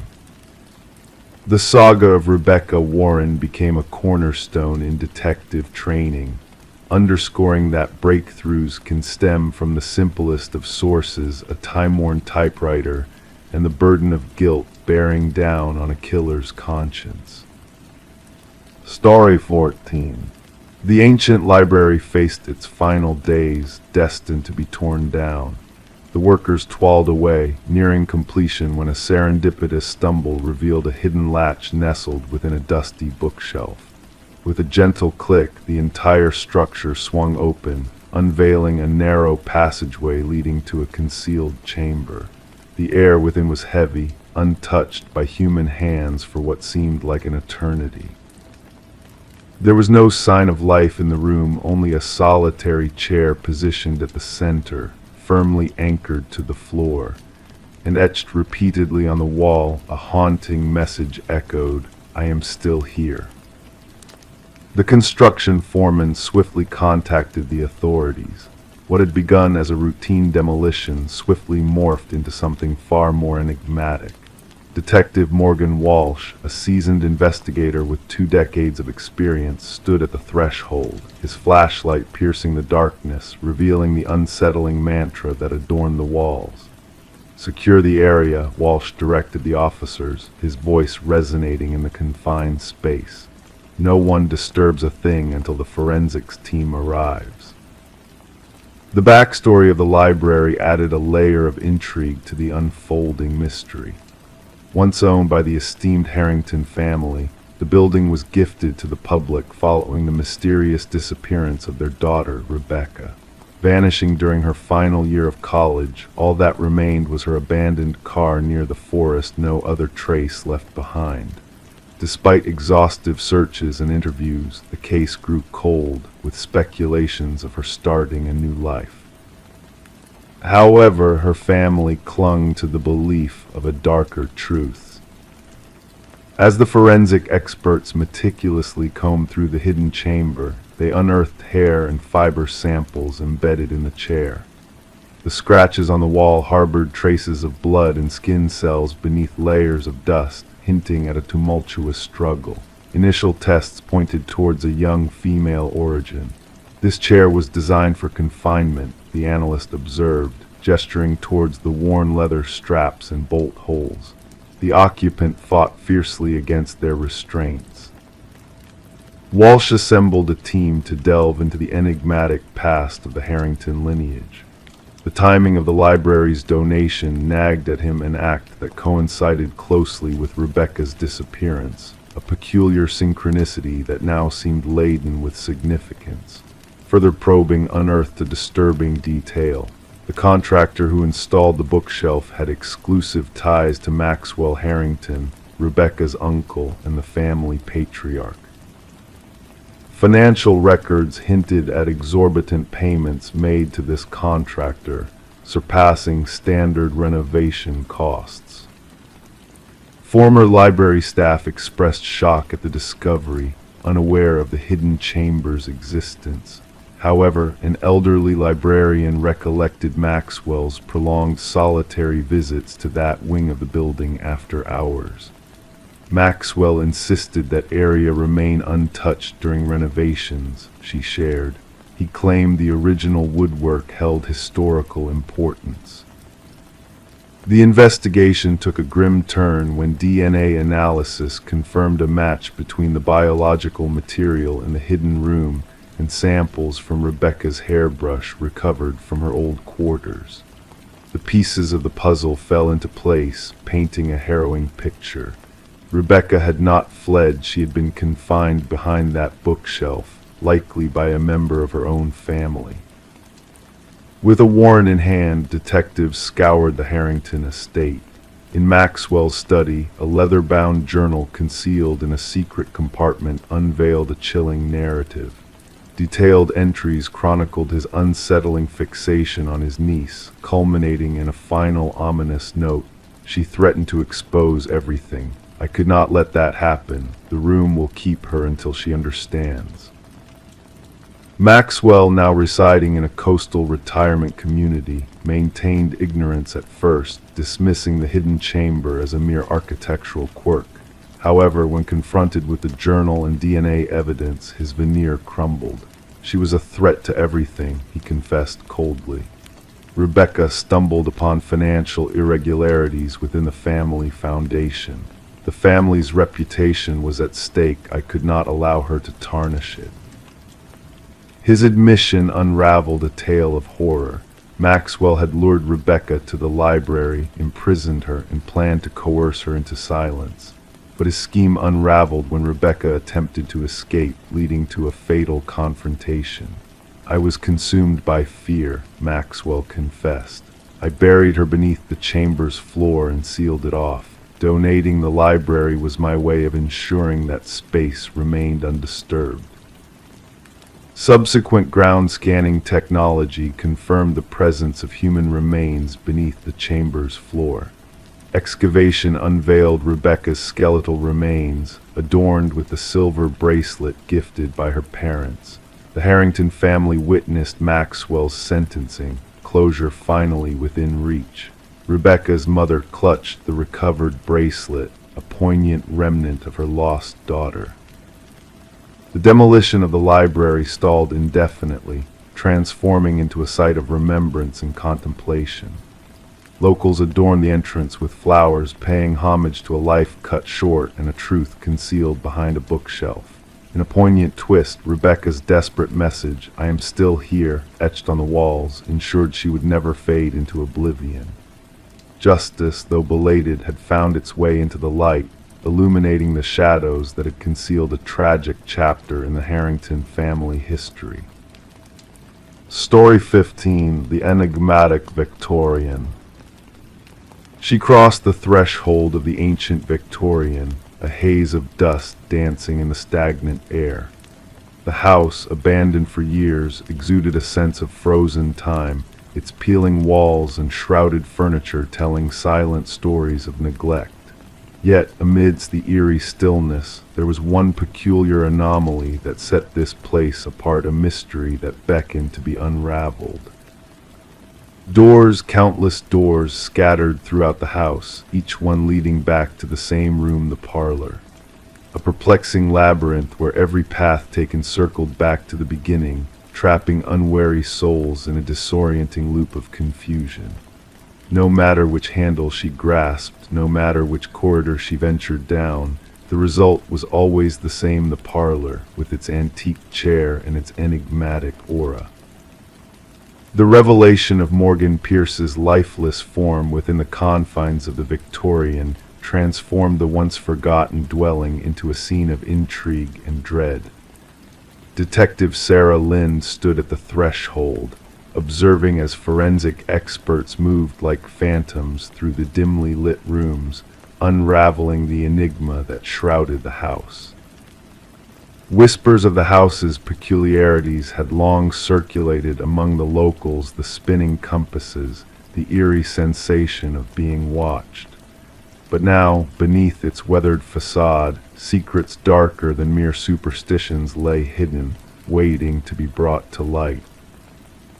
The initial examination suggests a passing of approximately 3 days, the medical examiner murmured, his words barely audible in the stillness. Asphyxiation appears to be the cause of death. Morgan's form, seated in solemn repose in the parlor, bore no marks of struggle, her expression serene, hands clasped peacefully in her lap. A scene so tranquil yet so foreboding, it sent shivers down the spines of even the most seasoned investigators. Who was the one to discover her? Lind inquired, her gaze scanning the notes before her. A real estate agent showing the property to potential buyers, her partner replied, caught off guard by the sight of her figure, motionless and hauntingly still. The tale of the Victorian was one wrapped in layers of tragedy and mystery. Since the passing of its previous owner, Eleanor Blackwood, the house had stood deserted, a relic of the past shunned by the living. Legal disputes had left it abandoned, a playground for vandals and thrill-seekers, a stage for the unfolding of dark destinies. Morgan Pierce, a young scholar of architectural anomalies, had been drawn to the house's enigmatic reputation. Her friends spoke of her meticulous nature, her unyielding curiosity for spaces that defied the norms of design. The abandoned Victorian, with its whispers of disorientation and otherworldly echoes, had called out to her like a siren's song. Her roommate reported her absence 2 days prior, Lind reflected.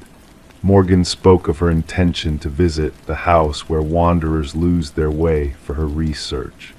An unsettling realization dawned upon the investigators as they delved deeper into Morgan's final days, uncovering a trail of cryptic clues that hinted at a truth beyond comprehension. Journal entries spoke of strange echoes, of chilling drafts that defied explanation, of doors that led to ever-shifting realities. In her quest to document the house's elusive secrets, Morgan had ventured into realms where perception blurred and reality wavered, guided by a force unseen yet palpable.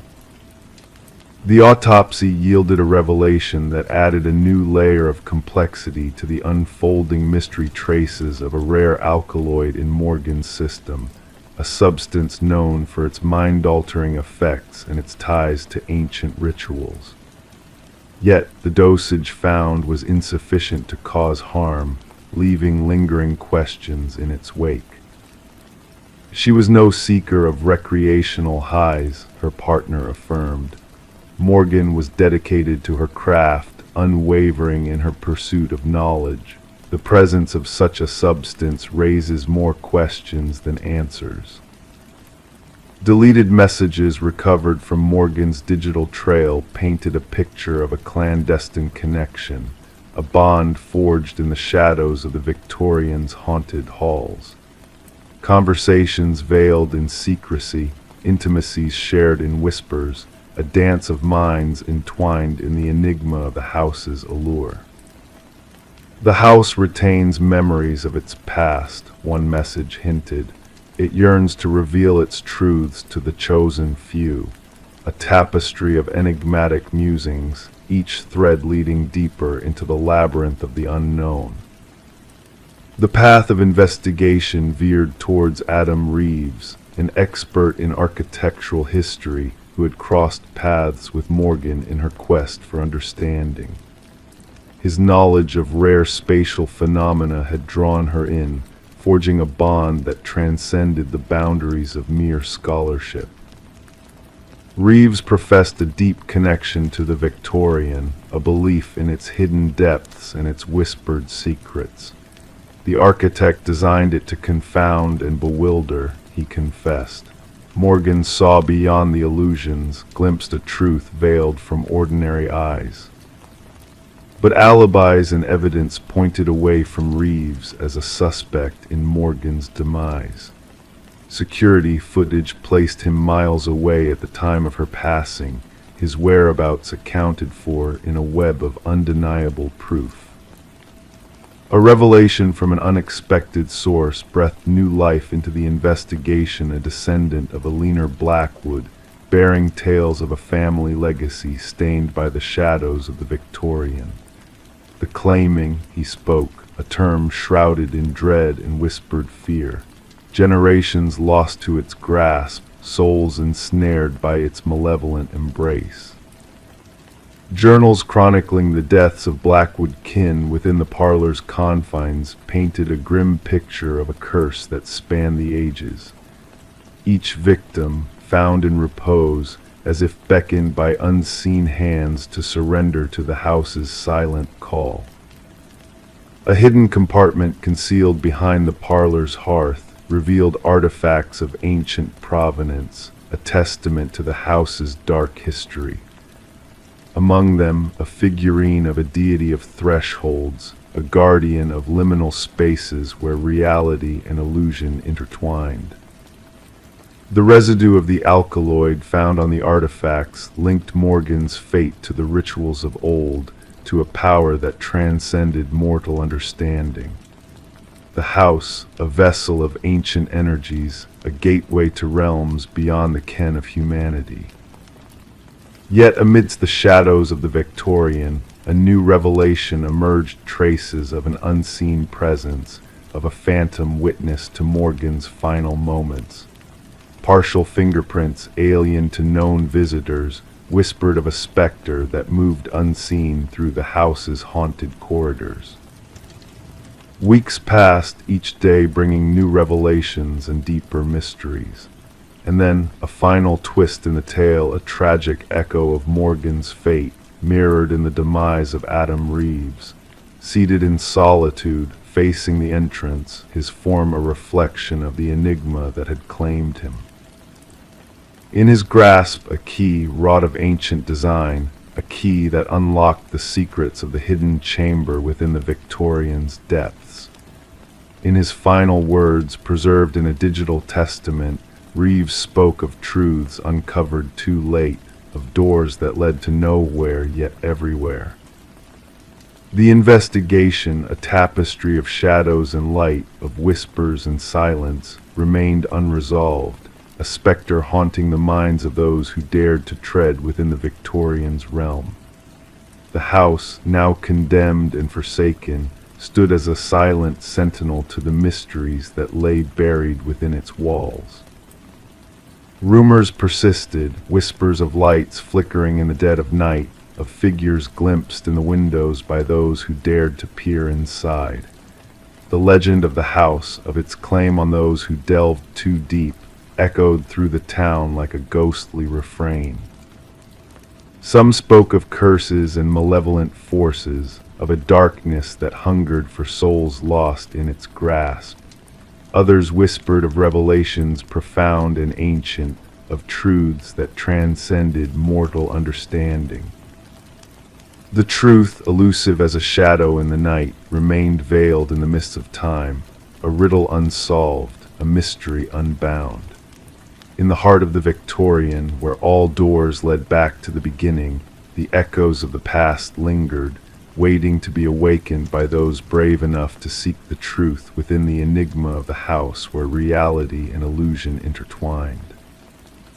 Story 16, hidden in the attic beneath a worn blanket, they discovered it.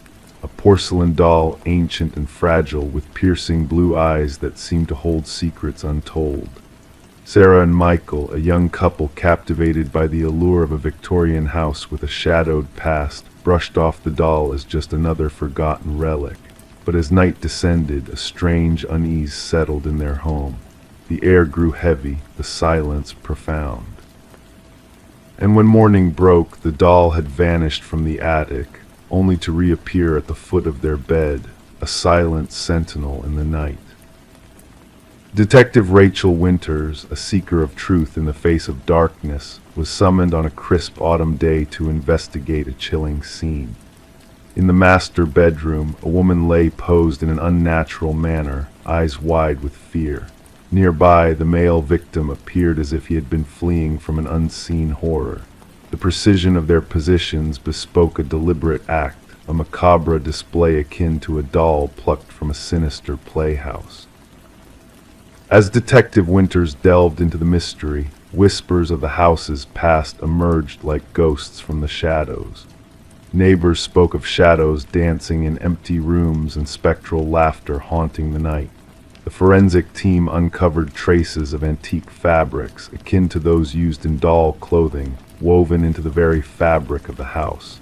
Yet no fingerprints, no DNA, no tangible evidence of an intruder, lingered a phantom presence that left no trace.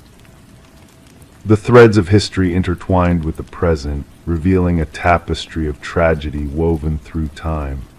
Previous owners met their ends under inexplicable circumstances, their fates mirroring the specter of the doll maker who once dwelled within those walls.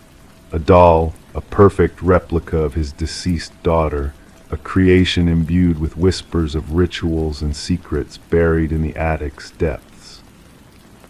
Photographs hidden beneath floorboards unveiled a haunting truth, a doll that moved between moments captured in time, a silent witness to the unfolding tragedy. Invisible handprints trailed from the attic to the master bedroom, a spectral path etched in porcelain dust and enigmatic residue. The revelations led Detective Winters to a distant relative of the doll maker, a bearer of dark family lore that spoke of binding spirits to inanimate forms, of giving life to creations beyond human understanding. The case, shrouded in mystery, defied conventional explanation. Suspects eluded capture, evidence defied logic, and in a twist of fate, the doll vanished from police custody, leaving only questions in its wake. Detective Winters, touched by an unseen force, retired from the force, carrying with her a forbidden secret locked away in her final moments. The house, a silent witness to the unfolding drama, passed into new hands, its attic left undisturbed, a silent testament to the unseen forces that lingered within. And on quiet nights, whispers of laughter and shadows dancing behind attic windows echoed through the neighborhood, a reminder of a past that refused to be forgotten. Story 17. The apartment lay dormant, untouched by life for months on end. When the new tenants arrived, their expectations were low, perhaps just a layer of dust, some remnants of furniture left behind. Yet one door refused to yield. It stood locked, a mystery within the walls. With a forceful push, the landlord finally broke through, anticipating old belongings or clutter. But what they discovered within sent shivers down their spines. The closet walls were marred by deep, erratic scratches, etched into the wood with a sense of urgency. And nestled in the corner, an ancient flip phone, its battery long drained except for the eerie glow of a single unread message on the screen. Detective Morgan Shaw, seasoned in the realm of disturbing scenes, felt an unfamiliar chill creep down her spine at the sight before her. It wasn't the sight of blood or violence that unsettled her, but rather the implications of those desperate scratch marks, a tale of someone trapped, fighting for freedom. "We need forensics on the scene immediately," she instructed her partner, Officer Reed, who diligently captured the haunting scratches on camera, and gather the records of the previous tenants. The cryptic message on the phone simply stated, "I know what you did." The landlord, a jittery soul with perpetually clammy hands, revealed that the former tenant had vanished without a trace, leaving rent unpaid. A quiet young woman kept to herself, left abruptly about 6 months back, he stammered, his gaze skirting the closet, never caused any trouble. Forensic analysis unveiled multiple blood samples mingled within the scratch marks on the walls. Most matched a single individual, presumably the missing tenant, Emma Caldwell, a 28-year-old woman reported absent from her workplace. However, 2 distinct DNA traces emerged. One remained a mystery in the database, while the other belonged to a man supposedly deceased for 2 years. "This defies all logic," Shaw murmured, scrutinizing the perplexing lab results. Derek Mercer, previously convicted of assault, had been declared dead in a tragic car accident, his identity confirmed through dental records. Yet his DNA lingered fresh upon the closet walls. Emma's apartment whispered a tale of an interrupted existence. Unopened mail scattered about, a forgotten coffee mug in the sink, a neatly arranged bed. Her phone records hinted at a sudden cessation of regular calls with her sister, replaced by a flurry of interactions with an unidentified number in the weeks preceding her disappearance. The sister mentioned Emma had a new boyfriend, Officer Reed relayed. No name given, just described as intense and private. Surveillance footage captured Emma's return to her building one fateful night, followed shortly by a mysterious figure in a baseball cap, deliberately concealing their face from view. A breakthrough occurred when partial fingerprints matching Derek Mercer were discovered on the inside doorknob of the closet. He faked his own death, Shaw deduced. The question remains why and what ties him to Emma. The unidentified DNA fragment led them to another missing person case. Lynette Porter, who had vanished 3 years prior. Her disappearance had grown cold until neighbors recognized a woman matching her description frequenting Emma's residence. Shaw pieced together the puzzle using traffic camera footage, tracing a car registered to Derek Mercer's mother repeatedly near Emma's building, with a driver resembling Derek in stature and build. The trail led to a secluded property owned by Mercer's family. Concealed behind sturdy basement doors, they uncovered Lynette Porter alive but emaciated, confined in conditions reminiscent of Emma's captivity. "He forced me to witness," she murmured, her eyes hollow. "Said I needed to learn the consequences of attempting to escape." Evidence mounted against Mercer, journals detailing his fixation on dominance, photographs of women resembling Emma and Lynette, and most damning of all, video recordings of Mercer coercing Emma into the closet. "She thought she could expose me," his voice echoed on the tape. "No one reveals my truths." The hunt for Derek Mercer spanned jurisdictions, while forensic psychologists sketched a profile that sent shivers down the spines of investigators. Mercer's desires transcended mere murder. He sought to inflict suffering, to revel in the gradual erosion of hope within confined spaces. Upon his apprehension at a bus terminal, Mercer clutched a new identity and a ticket to a coastal destination. Nestled in his backpack, a roll of duct tape, a hunting knife, and a newspaper clipping chronicling Emma's disappearance. During interrogation, Mercer maintained a veneer of calm, almost pleasant demeanor. "She sent that message to herself," he claimed regarding the phone's cryptic text. "She yearned for someone to rescue her, but she didn't merit salvation." The trial unveiled the intricate web of deception Mercer had spun to fabricate his demise, utilizing dental records from a homeless man matching his physical attributes.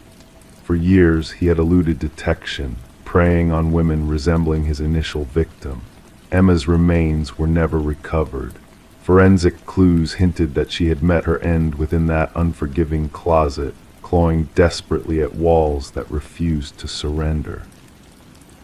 Following a mere 4-hour deliberation, the jury returned a verdict of guilt on all charges. As the judge pronounced a life sentence without possibility of release, Mercer's lips curved into a faint smile, as if aligning with some enigmatic rationale known solely to him. At the sentencing, Lynette Porter addressed the court. "He ensnared us in confined spaces because that's where his soul resides, trapped within shadows. Yet as he withers in his cell, I'll bask in the sunlight." The case prompted a revision of departmental procedures for missing persons inquiries, with a heightened emphasis on relationship dynamics and rental property scrutiny. Detective Shaw preserved the closet door from Emma's apartment, mounted on her office wall, a poignant reminder that the most harrowing crime scenes aren't always drenched in blood, but etched with the frantic marks of one battling for survival. Story 18. The parcel arrived without a trace, no sender's label, no tracking code in sight. Just a plain cardboard box kissed by the morning dew, sitting innocently on Sarah's doorstep. It wasn't intended for her. The address was correct, but the name was a stranger's. She should have dismissed it, left it out in the open air, but the allure of the unknown beckoned. With a gentle tug, she peeled back the tape, anticipating mundane contents like books or clothes. Yet nestled within was a relic of the past, a VHS tape, accompanied by a solitary sticky note. "Watch alone." The weight of the tape in her hands felt off, heavier than its appearance suggested, as if carrying the burden of forbidden secrets. Sarah's fingers lingered on the worn edges, tracing the imperfections etched into the plastic casing. The handwritten note bore the imprints of urgency, each stroke a whisper of hidden truths. Meanwhile, the suburban backdrop hummed with its familiar serenade, a distant dog's bark, children's laughter seeping through fences, the rhythmic buzz of a lawnmower. Life continued its ordinary rhythm, oblivious to the clandestine delivery. Sarah carried the mysterious package inside, placing it on her kitchen counter. Doubt crept into her thoughts as she examined the name Daniel Whitaker, a name that held no significance in her world. 4 years in that house, and not once had that name crossed her path. The Johnsons were the previous occupants, departing to be nearer to their grandchildren. Curiosity warred with unease as she eyed her VCR, a relic of bygone days. There was something about the tape that called to her enigma cloaked in worn plastic. Against her better judgment, Sarah slid the tape into the machine. Static danced on the screen initially, morphing into clarity. A dimly lit room materialized, illuminated by a solitary lamp casting elongated shadows. The camera angle seemed haphazard, as if hastily positioned. A man sat in a wooden chair, his features shrouded in darkness. "My name is Daniel Whitaker." His voice resonated quietly but resolutely. "If you're watching this, they've found you, which means they'll find me as well." Leaning forward, his weary face emerged from the shadows, eyes sunken, stubble on his jaw, hair unkempt. "I'm innocent. You have to believe me. They framed me, planted evidence, even though I never laid a finger on her." The camera trembled as Daniel readjusted it, revealing the stark emptiness of the room, bare walls, sparse furniture, a transient abode of a man ready to vanish at a moment's notice. "It's all a setup. The police report will claim I knew her, that we quarreled, that witnesses heard our disputes. Lies. I only saw Catherine Walsh on the news after she was found dead in her home with my DNA inexplicably at the crime scene." Detective Eliza Ramirez scrutinized the identical VHS tape before her, the fifth to surface, each bearing Daniel Whitaker's desperate plea, a man accused of Catherine Walsh's murder, a man who had vanished without a trace. Initially, the Walsh case seemed cut and dry, a young professional strangled in her own bedroom. No signs of forced entry, evidence pointing squarely at Whitaker, his fingerprints already catalogued from a minor offense years prior. Eyewitnesses reported a figure matching his description lingering near her residence in the weeks leading up to the tragedy. Phone records placed him in the vicinity on the fateful night, a clear-cut case until the tapes emerged. "The tapes complicate matters," Detective Ramirez murmured into her recorder, updating her progress. "Whitaker is either orchestrating an intricate ruse or unveiling something darker." Her evidence board bore witness to the puzzle-smiling photos of Catherine Walsh, grisly crime scene snapshots best left unexamined, maps marking the tape recipients' locations, and at the core, Daniel Whitaker's driver's license photo, his eyes beseeching. The investigation took a sharp turn when Ramirez unearthed Walsh's involvement in a whistleblower case against PharmaCorp, a potent pharmaceutical entity with government ties. Walsh had stumbled upon discrepancies in their drug trial data, proof that they had concealed severe side effects of a new medication fast-tracked to market. She was going to blow the whistle, a former colleague whispered to Ramirez during an interview, casting wary glances towards the exit. Catherine had evidence, documents proving the executives were aware of the issues and buried them. The trial was imminent. Odd inconsistencies began to surface.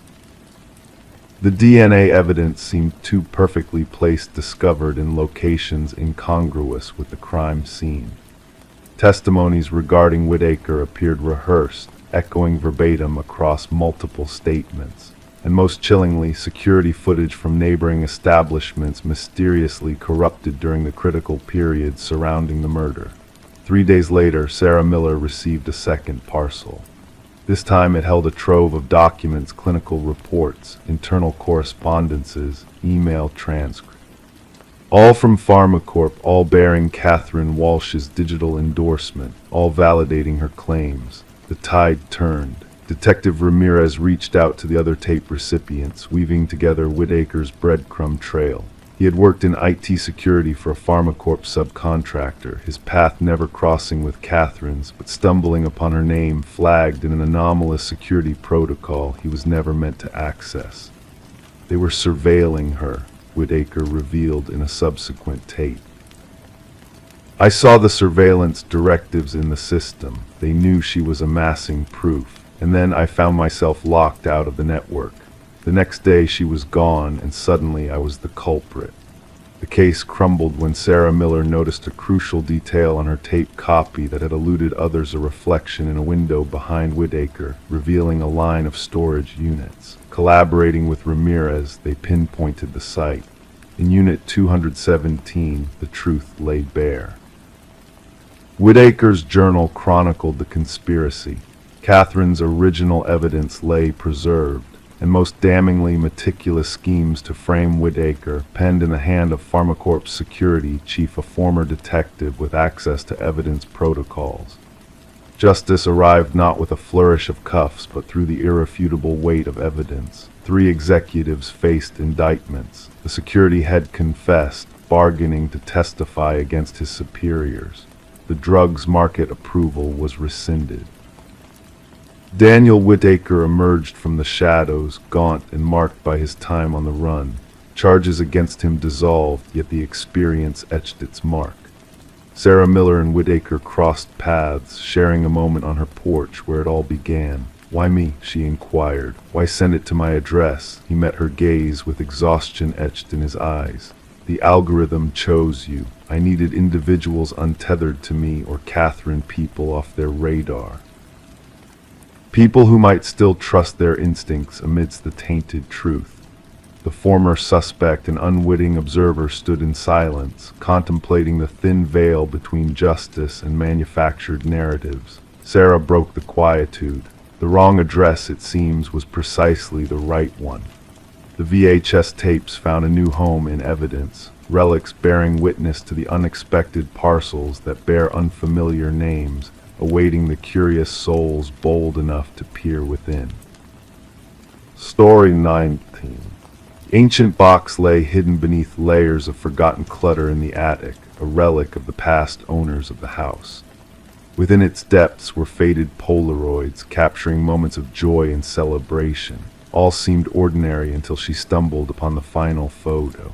It depicted her own living room, the familiar couch, the familiar curtains. Yet the family captured in the image was unknown to her. And there, lurking in the shadows, a man stood in the hallway, his presence barely discernible in the dim light. Rebecca felt a shiver crawl up her spine as she gazed at the photograph. Her fingers quivered slightly, causing the edges of the Polaroid to tremble. The family in the picture, a woman with honey blonde locks, a man with thick glasses, and 2 children, smiled innocently at the camera, oblivious to the figure lingering behind them. Frozen in time, their happiness contrasted with the looming danger just a few feet away. Descending the creaking wooden stairs, Rebecca sensed the house's vastness, its emptiness pressing in on her since she moved in 4 months prior, now turning stifling. Placing the photo on her kitchen counter, she scrutinized it under the harsh fluorescent light. The resemblance between her home and the scene captured was striking: the archway, the crown molding, the bay window basking in sunlight. This was undeniably her house, yet these faces were strangers. Detective Morgan arrived, clad in a worn leather jacket that spoke of his seasoned experience. His sharp eyes surveyed the photograph methodically, running a gloved finger along its edges before flipping it over to find a blank back. "What do you know about the Nelsons, the family who sold you this house?" he inquired in a low, rumbling voice. Rebecca confessed almost nothing. The sale was handled through a realtor, and the Nelsons had already relocated out of state. Morgan nodded, his expression inscrutable. "May I borrow this? Our team might be able to identify the family in the photo." The investigation commenced quietly. Rebecca uncovered that the Nelsons had purchased the house from the Crawfords, who had resided there for 7 years before a sudden departure. Prior to them, the Mornos had been the property owners for nearly a decade. Detective Morgan delved into property records, interviewed former neighbors, and meticulously crafted a timeline of past occupants. A breakthrough emerged unexpectedly. A retired mail carrier recognized the family in the photo as the Sutherlands. They lived in that house for about a year before vanishing without a trace, he affirmed. Mail piled up, schools unenrolled, cars missing, bank accounts untouched. It was as if they had evaporated into thin air, leaving behind a ghostly echo of their existence. Forensic analysis dated the Polaroid to 15 years prior, revealing subtle clues of peculiar dust pattern, unnaturally poised subjects. This was set up with a timer, the technician noted. They were positioned deliberately, but who triggered the camera remains a mystery. Enhanced imaging unveiled more about the mysterious figure in the hallway. Tall, male, clad in dark attire, his obscured face hinted at an intense observation. He seemed rooted to the spot, as if claiming a rightful presence in the house. Detective Morgan uncovered a chilling pattern. 5 families had inhabited the house successively, each disappearing after precisely 1 year. Rebecca had resided there for 4 months, teetering on the brink of a similar fate. Digging into historical records, they discovered the house's enigmatic past. Constructed by a renowned architect, its completion was marred by the disappearance of the project manager.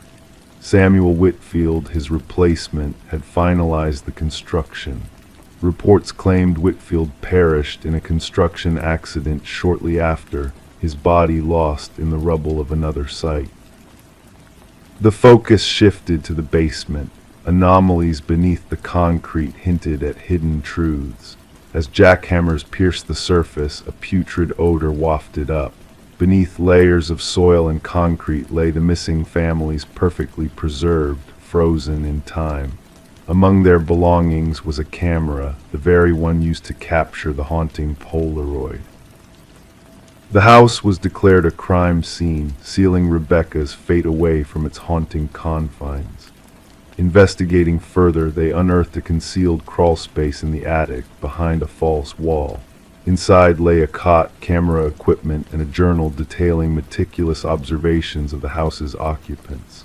The latest entry, penned just days prior, sent a chill down Rebecca's spine. The new one is different. She found my photograph too soon. I'll need to accelerate my timeline. Under police protection, Rebecca sought refuge in a hotel. In the dead of night, the phone's shrill ring jolted her awake. Answering, she was met with only the sound of breathing, followed by the mechanical click and whir of a Polaroid camera spitting out a photo into the void. The investigation lingers to this day. The house stands silent, its secrets buried within its walls. Samuel Whitfield remains an enigma. Some claim him long dead. Others believe he roams under a new guise, in a new residence, with new eyes watching from the shadows. In a darkened room somewhere, photographs develop capturing new families, new abodes, and new figures lurking in the obscurity. Those who seek answers about the man in the photograph find themselves under a watchful gaze, their every move monitored by unseen eyes. Story 20, The Nursery Whispers. She desired to refresh the nursery before the little one's arrival. The walls wore a faded blue, a hue that harbored tales from bygone days within its layers. As she applied the initial coat of white paint, a hidden secret emerged from beneath letters, faint at first, then sharpening into clarity. A message etched beneath the surface. "Don't let it hear you," her breath hitched. Stepping back, her eyes caught sight of it, tiny handprints in the fresh paint, positioned too high on the wall for any child to reach. This discovery within the nursery of the Morgan home marked the genesis of what investigators would later dub the Whispering House case. The young couple had acquired the Victorian-style residence just a few months prior for a seemingly unbelievable price. The real estate agent had only mentioned minor cosmetic issues, withholding any mention of the property's ominous past. Detective Sarah Klein rang the doorbell, notebook clasped in her hand. A woman answered, her pregnant belly prominent beneath splattered overalls. Dark circles shadowed her eyes, signs of sleepless nights. The detective observed the woman's trembling hands as she recounted finding the hidden message and handprints. The previous owners vanished abruptly, the woman explained. Neighbors claimed they departed in the dead of night, no moving van, just essentials packed into their car. Walking through the historic abode, Detective Klein's steps echoed against weathered floorboards. Standing in the nursery, she scrutinized the partially painted wall.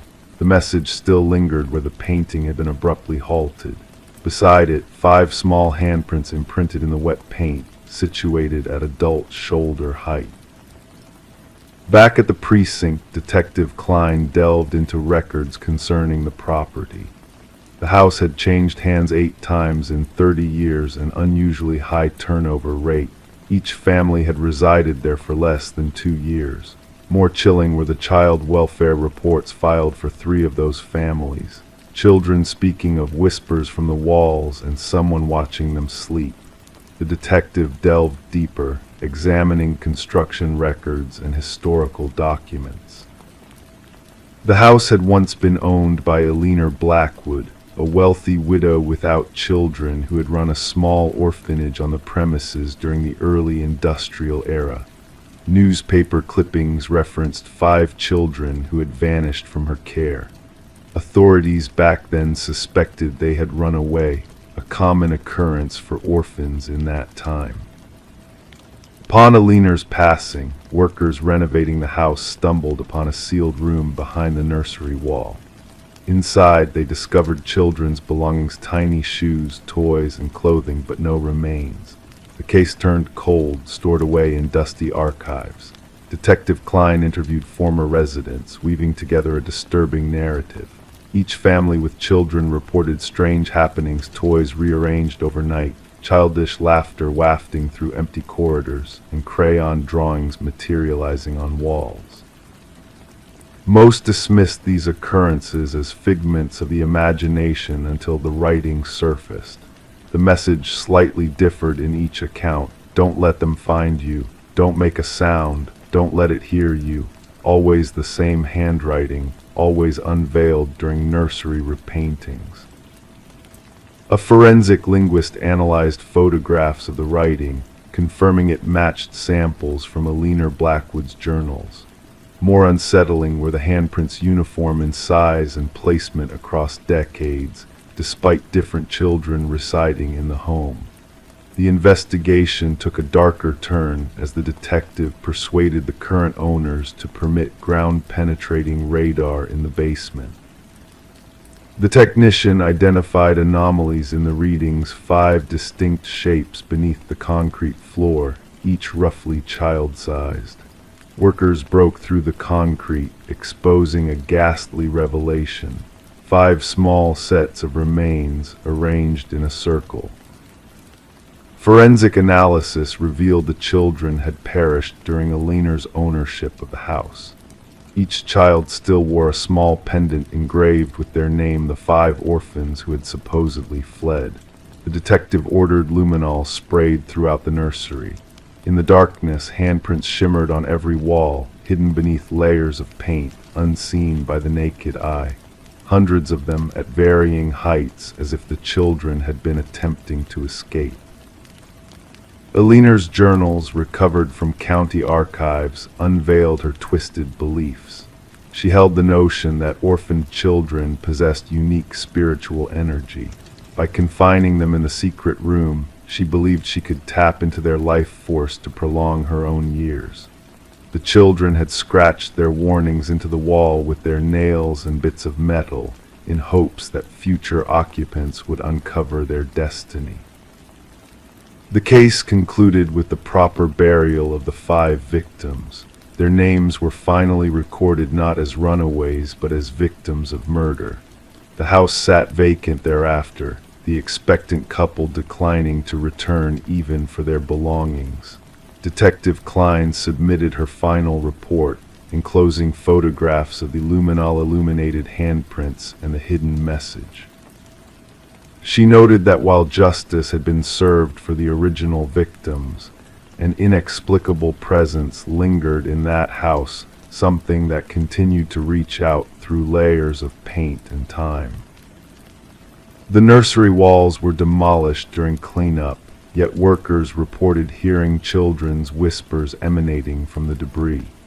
Each refused to return after their shift concluded. The house was eventually condemned, another unsolved case filed away in an obscure cabinet, a tangible end to the case, yet metaphysical questions that would forever remain unanswered. The detective retained a photograph from the investigation, 5 luminol handprints glowing in the darkness, a haunting reminder that certain crimes leave imprints that no amount of fresh paint can conceal. Story 21. The inn stood as a relic of a forgotten era, its faded exterior and worn furnishings telling tales of transient guests seeking shelter for a single night. The receptionist handed her the key with a cryptic expression, cautioning her in a hushed tone, avoid the final door on the left. Intrigue stirred within her, urging her to explore the forbidden threshold. Later that evening, amidst the shadowed corridors, she found herself drawn to that mysterious door. The metal handle chilled her touch, and as she leaned in closer, a faint breath whispered from the other side, sending shivers down her spine. Detective Morgan Reed awoke with a start, her senses alert as she crossed under the yellow tape marking the crime scene entrance. The scent of iron and decay assaulted her senses, guiding her to the heart of the grim tableau. Bloodstains marred the floor, stark against the backdrop of the untouched room. The victim, a young woman with golden locks splayed around her like a halo, lay motionless, her gaze fixed on the ceiling in eternal shock. Reed knelt beside the fallen figure, mindful of the delicate evidence scattered around her. The forensic technician droned on about patterns and signatures, the grim reality of another life cut short echoing in his clinical tone. This was the third such tragedy, each mirroring the last in a macabre dance of death. The victim's attire and possessions clashed with the seedy motel surroundings, hinting at a different world she inhabited before her untimely demise. The motel manager lingered on the periphery, his pallor betraying his unease as he recounted the tragic discovery. Reed's keen eye scanned the room, searching for clues amidst the silence that hung heavy in the air. Returning to the precinct, Reed pieced together the puzzle of the victim's 3 women, 3 lives snuffed out in anonymity. The press buzzed with speculation, painting a portrait of a lurking predator preying on unsuspecting souls. The autopsy report revealed the cause of death, but the motive remained elusive, a shadow dancing just beyond reach. Days turned into nights as Reed delved deeper into the investigation, each lead a flickering hope in the darkness. Surveillance footage yielded no answers, alibis crumbled under scrutiny, and witnesses offered fleeting glimpses into the victims' lives. It wasn't until a chance encounter with the victim's sister that a crack appeared in the facade. Whispers of a clandestine affair led Reed down a new path, one that intertwined the victim's professional life with personal secrets. The name C lingered in the air, a tantalizing clue in a sea of uncertainty. The trail led to Charles Emerson, a figure of authority with a hidden darkness lurking beneath his polished exterior. Emerson's denials clashed with mounting evidence, his carefully constructed lies unraveling in the face of Reed's relentless pursuit of truth. The pieces fell into place, a web of deceit, betrayal, and obsession spun by a man consumed by his desires. The courtroom drama unfolded, revealing the monster behind the mask of respectability. As justice was served and Emerson's fate sealed, Reed couldn't shake the feeling of unease that lingered in the aftermath. The media dubbed it the door on the left case, a chilling reminder of the horrors that lurked in plain sight. Behind bars, Emerson remained a riddle, a void where a soul should have resided. The echoes of that fateful investigation still haunted Reed, a ghostly presence in the corridors of her mind. The keys to those forgotten rooms, relics of a past best left undisturbed, served as a tangible reminder of the darkness that dwelled behind closed doors. And in the quiet of the night, she found herself counting doors, wondering what secrets lay beyond, hidden in the shadows of the world. Story 22. Deep within the city, there existed a quaint coffee shop that held secrets beyond imagination. For years, a mysterious man frequented its dimly lit corners, his presence as familiar as the aroma of freshly brewed coffee. Known only as John Doe, he would arrive each day like clockwork, disappearing into the quiet ambience of the shop. One fateful day, the routine was shattered. John Doe failed to grace the coffee shop with his enigmatic presence, leaving behind only a wallet as a haunting reminder of his unexplained absence. Inside that wallet lay a driver's license, a mere placeholder for a missing identity, a void where a name should have resided. Detective Sarah Mercer, drawn into the enigma of John Doe, delved into the perplexing case. Reviewing the security footage, she witnessed the ordinary actions of an extraordinary man.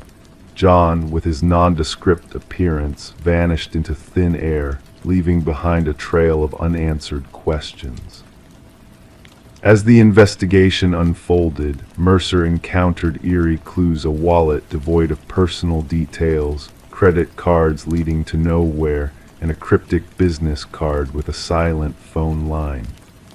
The coffee shop's barista, a witness to John's silent presence, could offer little insight into the enigma that surrounded him. The notebook left behind by John Doe held intricate codes and enigmatic sketches, hinting at a world beyond comprehension. Cryptographers puzzled over its contents, while Mercer's search for answers led her to a mysterious antique mirror within the coffee shop. The mirror, with its ornate carvings and enigmatic symbols, whispered of hidden truths. As Mercer probed its depths, she unearthed a secret chamber filled with identical wallets and a journal penned by the enigmatic John Doe. The journal spoke of experiments in temporal displacement and identity transference, of realities intersecting at the coffee shop's very core. With each revelation, the boundaries of reality blurred and strange occurrences plagued the once peaceful coffee shop. Reflections moved independently, and sightings of John Doe persisted, though security cameras showed no trace of his presence. A chance encounter with an elderly physicist shed light on the mystery. Margaret Keller revealed the true identity of John Doe Daniel Weston, a brilliant mind lost to an experiment involving quantum mirrors and parallel realities. Weston's belief in the interconnectedness of realities resonated within the walls of the coffee shop. Mercer's investigation reached a chilling climax as she witnessed the impossible on security footage, a duality of Daniel Weston existing within the mirror's reflection. The enigmatic man had transcended the boundaries of reality, his experiment reaching its cryptic conclusion. The shattered mirror, a shattered gateway between worlds, bore Weston's final message, a warning to those who sought to follow his path. The coffee shop, a nexus of realities, closed its doors, succumbing to the weight of untold mysteries. As the dust settled and the city moved on, Detective Mercer found herself haunted by Weston's legacy.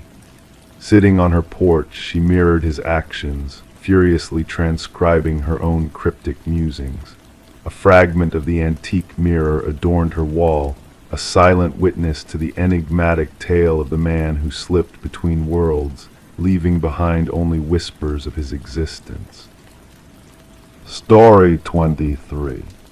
The gentle current whispered secrets as it flowed that quiet morning, the water a mirror reflecting the sky above. The lone fisherman, lost in his thoughts, almost missed the sight of a suitcase drifting near the shore. At first glance, he mistook it for a pile of discarded clothes left by the careless tide. But as he drew closer, a foul odor assaulted his senses, thick, suffocating, impossible to ignore. The suitcase was bound in chains, its once shiny edges now corroded by time and exposure to the elements. When the authorities pried it open, they were met not by garments, but by a chilling sight. Within the confines of the case lay a tangle of hair, fingers clenched in a frozen grip, and nestled at the bottom, a cryptic note that sent shivers down their spines. This isn't the first. Detective Sarah Mercer arrived on the scene, her steps measured and gaze unwavering as she took in the grim tableau before her. The victim, a woman in her mid-30s, with dark locks and pallid skin now marred by the touch of the water, lay silently as the medical examiner painstakingly documented every detail of her final moments. What struck Mercer was not just the methodical disposal of the body, but the eerie sense of reverence shown in the victim's presentation: manicured nails, freshly styled hair, clad in garments of luxury. She was not merely discarded here, Mercer mused, her eyes following the rhythmic dance of the water against the muddy bank. She was arranged, deliberately displayed. The victim was soon identified as Catherine Walsh, a successful real estate agent renowned for her expertise in selling opulent properties. Divorced, childless, she led a solitary life in an affluent neighborhood. Colleagues painted a picture of a woman driven by ambition, meticulous in her ways, yet fiercely guarded about her personal life. Her disappearance had raised alarms when she failed to show up for a crucial showing with affluent clients, a deal that promised to be the pinnacle of her career. She would never miss such an opportunity, her assistant insisted, voice unwavering. That sale meant everything to her. As investigators combed through Walsh's immaculate abode, a sense of unease settled upon them. Every corner gleamed with perfection, every item meticulously placed. Yet amidst the pristine surroundings, a single anomaly caught their attention: a slightly ajar drawer in her home office. Within it, a weathered journal lay hidden, its pages a testament to a growing sense of unease and dread. The final entry spoke of a haunting presence. He's watching again. Same car, different plates. Further digital scrutiny unearthed a disturbing pattern in Walsh's online correspondence: messages from anonymous senders, all bearing the same eerie refrain: "I see your perfection." Sent at precise intervals, they hinted at a lurking menace that had remained unseen until now. Mercer's mind raced to connect the dots: the meticulous care taken with the victim's body, the cryptic notes, the unsettling messages. "Our perpetrator is no ordinary killer," Mercer confided to her partner. "This is a ritual, a carefully orchestrated performance." A breakthrough emerged from an unexpected source: a local pawnshop owner who recognized Walsh's distinctive emerald necklace among the pawned items. The culprit, identified as Michael Linden, a nondescript maintenance worker, had been captured on surveillance footage frequenting Walsh's building, his actions calculated and deliberate. A search of his modest apartment revealed a macabre collection of photographs, images of Walsh and other women, all sharing a striking resemblance, all captured without their knowledge.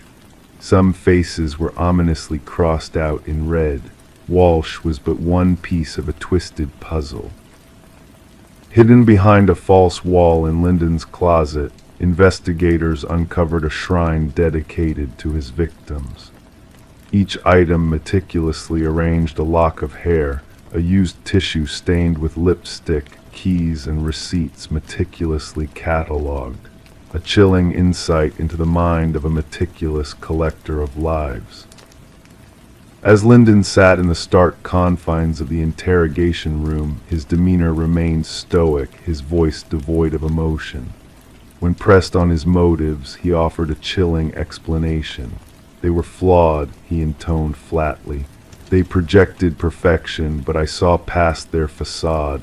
Catherine's vanity betrayed her. Her perfection was a charade. The search for the other victims hinted at in Lyndon's note led investigators to remote locales where 2 more suitcases were retrieved. Inside, the echoes of lives cut short, women who, like Walsh, had fallen prey to Lyndon's twisted sense of correction. During the trial that followed, Lyndon remained an enigma, his eyes vacant as the prosecution laid bare his meticulous methods of stalking, capturing, and ultimately perfecting his victims. The families of the fallen watched in silent agony as the verdict was rendered a lifetime behind bars, a sentence devoid of redemption. For Mercer, the case was now closed, yet a sense of disquiet lingered. What inner demons had driven Lyndon to fixate on these particular women? What shadows lurked in the recesses of his own soul, demanding appeasement through unspeakable acts? The river continued its eternal journey downstream, carrying with it the remnants of a dark chapter now closed. But within the precinct on Mercer's desk lay the chilling reminders of a predator exposed, the meticulous notebooks, a testament to the darkness that can lurk behind the facades of normalcy. In the stillness of the night, as the world drifted into slumber, the tale of a killer hidden in plain sight whispered its unsettling lullaby, a cautionary hymn to those who dared to look beneath the surface. Story 24. The aging apartment exuded a sense of history, its walls holding secrets whispered through time. The heating system emitted low groans, and the pipes rattled with a familiar cadence. It was all part of the building's character, or so she convinced herself. Yet one night, as she lay in bed, a soft voice drifted through the vents, barely audible but undeniably real. It wasn't the usual distant chatter of neighbors. It was a delicate whisper, beckoning her, calling her name into the darkness. Intrigued and slightly unnerved, she hesitantly pressed her ear against the cool metal grate, her heart quickening with each breath.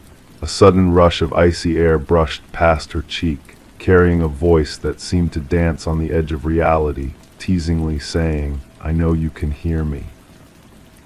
Detective Morgan Shaw found herself standing in the midst of the empty apartment, a chill settling in the air as she focused on the rusted vent cover that had been forcefully removed. The forensic team meticulously combed through the space, capturing every detail with their cameras as Shaw's gaze remained fixed on the unsettling scene before her. The missing woman, Alina Reeves, had vanished without a trace for a week, until the building's faint odor caught the attention of the manager. What they uncovered within the ventilation system was beyond comprehension. Officer Patel relayed information from his notepad, mentioning Alina's claims of hearing voices through the vents that the building management had dismissed as mere noises from the aged infrastructure. Shaw knelt by the vent, observing the deep scratches surrounding it, evidence of a desperate attempt to break free from within. The markings on the metal spoke of a struggle, of someone fighting to escape from an unseen menace lurking in the shadows. Alina had been a beloved figure, a kindergarten teacher with a nurturing smile, her apartment adorned with thriving plants and tokens of affection from her students. Her sudden disappearance had left a void that echoed through the community. Her sister revealed during an interview that Alina had grown increasingly paranoid in the days leading up to her vanishing act, convinced that an unseen presence was watching her, communicating through the very vents that now seemed to whisper accusations into the stillness. As Shaw delved deeper into Alina's life, she pieced together a puzzle of eerie coincidences and unnerving revelations. Fibers from Alina's clothing were discovered within the vent. A fingerprint not belonging to her was found on the inside of the cover, and audio recordings from Alina's phone unveiled a haunting exchange of voices, a fragile plea for acknowledgement met with sinister whispers that promised a twisted connection. The history of the building cast a shadow of doubt over its halls. Previous tenants had fled, citing strange noises and unexplained disturbances that drove them away. A pattern of fear and unease emerged, culminating in Aliner's tragic fate. The building superintendent, Harold Weber, emerged as a person of interest, his calm faade wavering under Shaw's scrutiny as she probed into the dark corners of his past.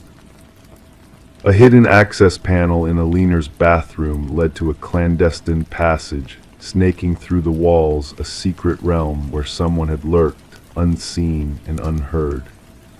The discovery of a hidden cache of personal items belonging to past tenants within this hidden passage painted a chilling picture of invasion and obsession. Weber's meticulously organized files on his computer unveiled a disturbing narrative of voyeurism and possession. His digital archive captured intimate moments, stolen glances, and whispered confessions, all taken without consent, all preserved as trophies of a twisted infatuation. The depth of his depravity became chillingly clear as the pieces of the puzzle fell into place. Arrested and brought to justice, Weber's delusions of symbiosis with the building shattered under the weight of undeniable evidence. His serene demeanor masked a darkness that Shaw could scarcely fathom, his cryptic words hinting at a malevolent force that lingered within the very walls of the building. The trial exposed the extent of Weber's crimes, laying bare a web of manipulation and cruelty that had ensnared unsuspecting victims for years. The jury's swift verdict of guilt offered a semblance of closure, yet the whispers of the past lingered, echoing through the vacant corridors and shadowed alcoves of the once haunted apartment building. Today the building stands in silence, its walls holding memories that refuse to fade. Despite efforts to renovate and rejuvenate, a lingering unease permeates the air, whispers of the past carried on ghostly currents that stir the dust in forgotten corners. The heating system groans, the pipes rattle a symphony of echoes that hint at a history best left undisturbed, a tale of darkness and light intertwined in the shadows of the night. Story 25. In the quiet stillness of their new Victorian-era home, Michael and Sarah Klein embarked on a journey they never anticipated.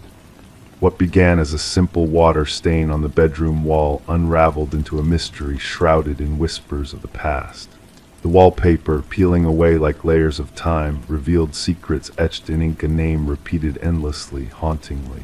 Aliner Winters, a name unfamiliar yet laden with weight, a name that beckoned them into a realm of shadows and echoes. The house, with its ornate woodwork and high ceilings, stood as a silent witness to bygone tales. Sarah's delicate fingers traced the name on the wall, her voice barely a whisper as she sought answers in the labyrinth of history. Who was Aliner Winters, and why did her name echo through the walls of their home like a ghostly refrain? As night descended, casting its veil over the world, Michael delved into the depths of cyberspace, seeking the elusive threads that connected past and present. Margaret Cavendish, the enigmatic woman who had sold them the house, bore a striking resemblance to the missing Aliner Winters. A missing persons case, frozen in time, resurfaced like a specter from the shadows, binding their fates in an intricate dance of fate and coincidence. Their nights became consumed by a relentless pursuit of truth, a quest that led them down winding paths of uncertainty and revelation. The walls whispered secrets of long-forgotten sorrows, of a woman lost to the annals of time. Sarah's determination knew no bounds as she unearthed fragments of the past, piecing together a puzzle fraught with deception and intrigue. The retired detective's voice crackled through the phone, his words laden with the weight of decades-old mysteries. Aliner Winters, a name that had slipped through the cracks of time, resurfaced in a flurry of ink and paper. The walls bore witness to a tale of obsession and tragedy, a story woven with threads of madness and despair. And then a revelation that shattered their perceptions, a truth so chilling it sent shivers down their spines.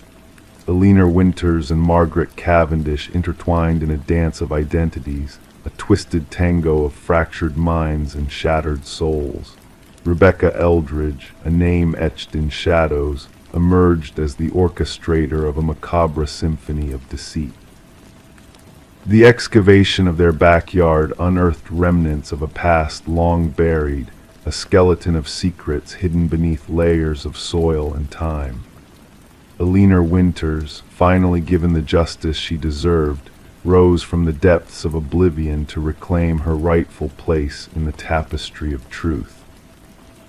As the winds whispered through the ancient trees, carrying echoes of the past on their breath, Michael and Sarah stood on the threshold of revelation. Their dream home, once a sanctuary of tranquility, now bore the scars of a tale too dark to be forgotten. The walls themselves whispered of betrayal and redemption, of a house haunted not by ghosts, but by the echoes of a life lost to the shadows. And so, as the night wrapped its cloak around the world, Michael and Sarah drifted into slumber, their minds filled with the echoes of a story untold, a mystery unraveled in the gentle embrace of dreams. The house stood silent, its walls bearing witness to the secrets of the past, a silent sentinel guarding the memories of those lost to time. And as the stars twinkled in the velvet sky, a sense of peace descended upon the world, wrapping them in a blanket of tranquility as they drifted into the realm of dreams, where mysteries danced in the shadows and whispers of the past lulled them into a restful sleep. Story 26. In the quiet town nestled on the edge of the woods, there stood a house that held a deep, mysterious secret. Its presence was like a whisper in the wind, unnoticed by most, its windows darkened, its porch weary from the weight of time. No one in the town spoke of it, as if the house itself wished to remain hidden from prying eyes. One day, a group of hikers strayed too close to the house and saw something that sent shivers down their spines, names carved into the wooden siding, etched into the grain as though eternally marked. At the very bottom of the list, freshly carved and untouched by the elements, was a name that none of them recognized. And then in a hushed voice, one of them confessed, "That name, it's mine." As night descended, a call came through to the local dispatch. It was Mason Wright, the lead hiker who had made the chilling discovery of his own name etched into the abandoned house. The responding officers expected a simple trespassing incident, nothing more than a mischievous act of youth, but what they uncovered was beyond their wildest imaginings. Detective Sarah Keller arrived at the scene as darkness blanketed the forest, her flashlight cutting through the shadows to reveal the weathered facade of the house.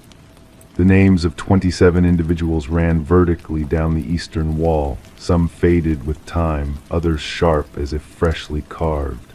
And at the very bottom, Mason Wright, the letters still bearing the scent of fresh wood shavings. "I've never set foot here before," Mason declared, his breath visible in the cold night air. "I don't understand how my name could be here." The investigation began, delving into the backgrounds of each name on the wall. The findings sent chills through the detective team. Every name belonged to someone who had vanished while hiking alone over the past 40 years. Some cases had grown cold, while others remained open, all sharing the unsettling commonality of disappearing without a trace. Forensic analysts meticulously documented each carving, noting the depths, techniques, and weathering patterns. The oldest name, Rebecca Hansen, tied back to a missing persons case from decades past, a young woman who had ventured into the woods and never returned, leaving behind only a single hiking boot by a stream. As Detective Keller interrogated Mason, his story remained unwavering. He had no ties to the area beyond that fateful hiking trip with his college friends, chosen randomly based on an online suggestion. There seemed to be no logical connection between him and the other names on the wall. The focus of the investigation shifted to Mason's companions. Emily Chen, the group's photographer, provided images from their hike, revealing a chilling detail: a blurred figure lurking in the background of multiple photos, a tall, slender silhouette always partially obscured by trees. A search of the house's interior uncovered a macabre sight in the basement: personal belongings of the missing hikers displayed neatly on shelves, each item labeled with a corresponding name from the exterior wall. Bloodstains, hidden under layers of attempted cleaning, hinted at darker secrets concealed within the house. As the investigation deepened, Mason began experiencing inexplicable phenomena: whispers in the night, mysterious footprints leading to his door but never away, shadowy figures observing from afar. Despite police protection, his paranoia grew unchecked. A breakthrough came when buried land records revealed the house's previous owner, a reclusive hunter named Victor Blackwood. Descriptions of Blackwood as a tall, gaunt recluse matched the brief encounters reported by neighbors who had seen him only fleetingly before his disappearance 15 years earlier, an event never probed by authorities. Detective Keller obtained a warrant to search the surrounding forest, where a network of primitive hunting blinds was discovered, along with a journal detailing Blackwood's sinister observations. The entries transitioned from hunting animals to hunting humans, meticulously outlining his victims' behaviors and vulnerabilities. A manhunt ensued, spanning multiple jurisdictions, with helicopters scouring the forest using thermal imaging and tactical teams combing every crevice. Yet Blackwood remained elusive, evading capture as if a ghost in the woods. Mason Wright vanished without a trace, leaving behind a cryptic message on his bedroom wall. The forensic team's discovery of a hidden workshop in the house, containing woodworking tools and a freshly carved piece of wood bearing a familiar name, intensified the search. Continuous surveillance was established around the house, cameras monitoring every movement, motion sensors poised to alert of any intrusion.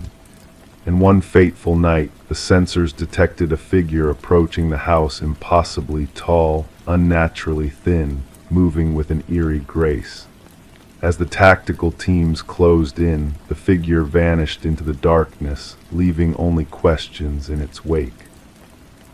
To this day, the house remains under watchful eyes, a silent sentinel in the woods. Mason and the forensic technician were never found, their fate intertwined with the enigma of the house. The investigation presses on, fueled by new disappearances in forested regions, the names on the wall a haunting reminder of a mystery that refuses to yield its secrets. Local hikers steer clear of the house, wary of the unknown forces that lurk within, the names of the lost etched into the wooden walls, silent witnesses to a tale shrouded in darkness. Story 27. The fresh owners believed it was simply an oddity, the way the aged intercom crackled in the dead of night. A relic from a bygone era, rewired but long forsaken. Then one evening the husband hesitantly pressed the button out of sheer curiosity. A faint whisper crackled through the speaker. "Why did you return?" He jerked back, his hands trembling. His wife, lingering behind him, murmured, "I never uttered those words." The Victorian manor sat nestled amidst ancient oak trees, its worn façade contradicting the modernized interior. Daniel and Meredith Parker had acquired the property at a surprisingly modest price, despite the real estate agent's uneasy demeanor during the showing. The intercom system, a vintage charm linking all chambers, had captivated the history-loving pair. Detective Sarah Reeves arrived at the property, gravel crunching beneath the tires of her unmarked car. The call had come in as a possible break-in, but a hidden depth in the dispatcher's tone hinted at a more intricate tale. The tall silhouette of Daniel Parker welcomed her at the entrance, his pallor noticeable even in the subdued porch glow. It all began with the intercom, he elucidated, guiding Detective Reeves through the imposing foyer. Initially just static, then whispers, eventually coherent sentences. My wife thought I was hallucinating until she heard it too. In the parlor, Meredith sat rigid on an antique settee, hands grasping a steaming mug left untouched. We stumbled upon something hidden behind the wall, she disclosed without preamble. Daniel wanted to enlarge the kitchen pantry, and when he tore down the drywall, her voice faltered. Concealed behind the wall, wrapped in deteriorating plastic, they had unearthed a small leather-bound journal. Detective Reeves donned gloves before delicately perusing its brittle pages. The script, graceful yet frantic, belonged to a certain Alina, the apparent previous proprietor. The entries chronicled her mounting suspicion that her spouse Vincent plotted her harm. The final entry was dated 3 decades ago, Daniel elaborated. After that, silence. The prior owners mentioned buying it from an elderly gentleman who relocated to a retirement community. The inquiry unveiled that Vincent and Alina Blackwood had indeed owned the house. Property records indicated Vincent had sold the house shortly after Alina purportedly departed. No divorce proceedings were initiated, no change of residence, no financial transactions in Alina's name post the final journal entry. Detective Reeves marshaled a team to meticulously inspect the property. Ground-penetrating radar unveiled anomalies beneath the concrete foundation of the garden shed. As investigators breached the decades-old concrete, the truth materialized in the form of human remains. Forensic scrutiny confirmed the skeleton belonged to a woman in her 40s, displaying signs of blunt force trauma to the skull. A gold wedding band discovered amid the remains bore an inscription, "To Alina, my eternal love." The case against Vincent Blackwood swiftly solidified.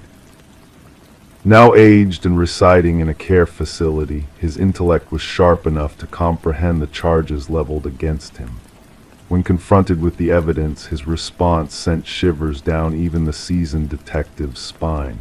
"She wouldn't cease her chatter," Vincent articulated, his voice unnervingly composed. "Always prattling through that cursed intercom, monitoring me, interrogating me. I disconnected it, but she reconnected it herself. Claims she wished to always be able to contact me, irrespective of my location in the house." He glanced up, eyes vacant. "All I craved was silence." In his confession, Vincent divulged how he meticulously crafted the narrative of Alina abandoning him, even dispatching postcards to neighbors from various locales, inscribed in forged handwriting. He had resided in the house for years thereafter, treading daily over the concrete where his wife lay interred. The trial was succinct, with Vincent pleading guilty to the heinous crime. The presiding judge noted the premeditated nature of the offense and the decades of deceit that ensued. Daniel and Meredith eventually relinquished the house, unable to endure its grim past. Before departing, they held a commemorative service for Alina in the restored garden post the investigation.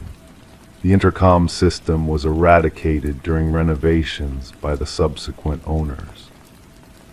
Workers recounted hearing static and whispers during the dismantling, though attributing it to interference from their power tools.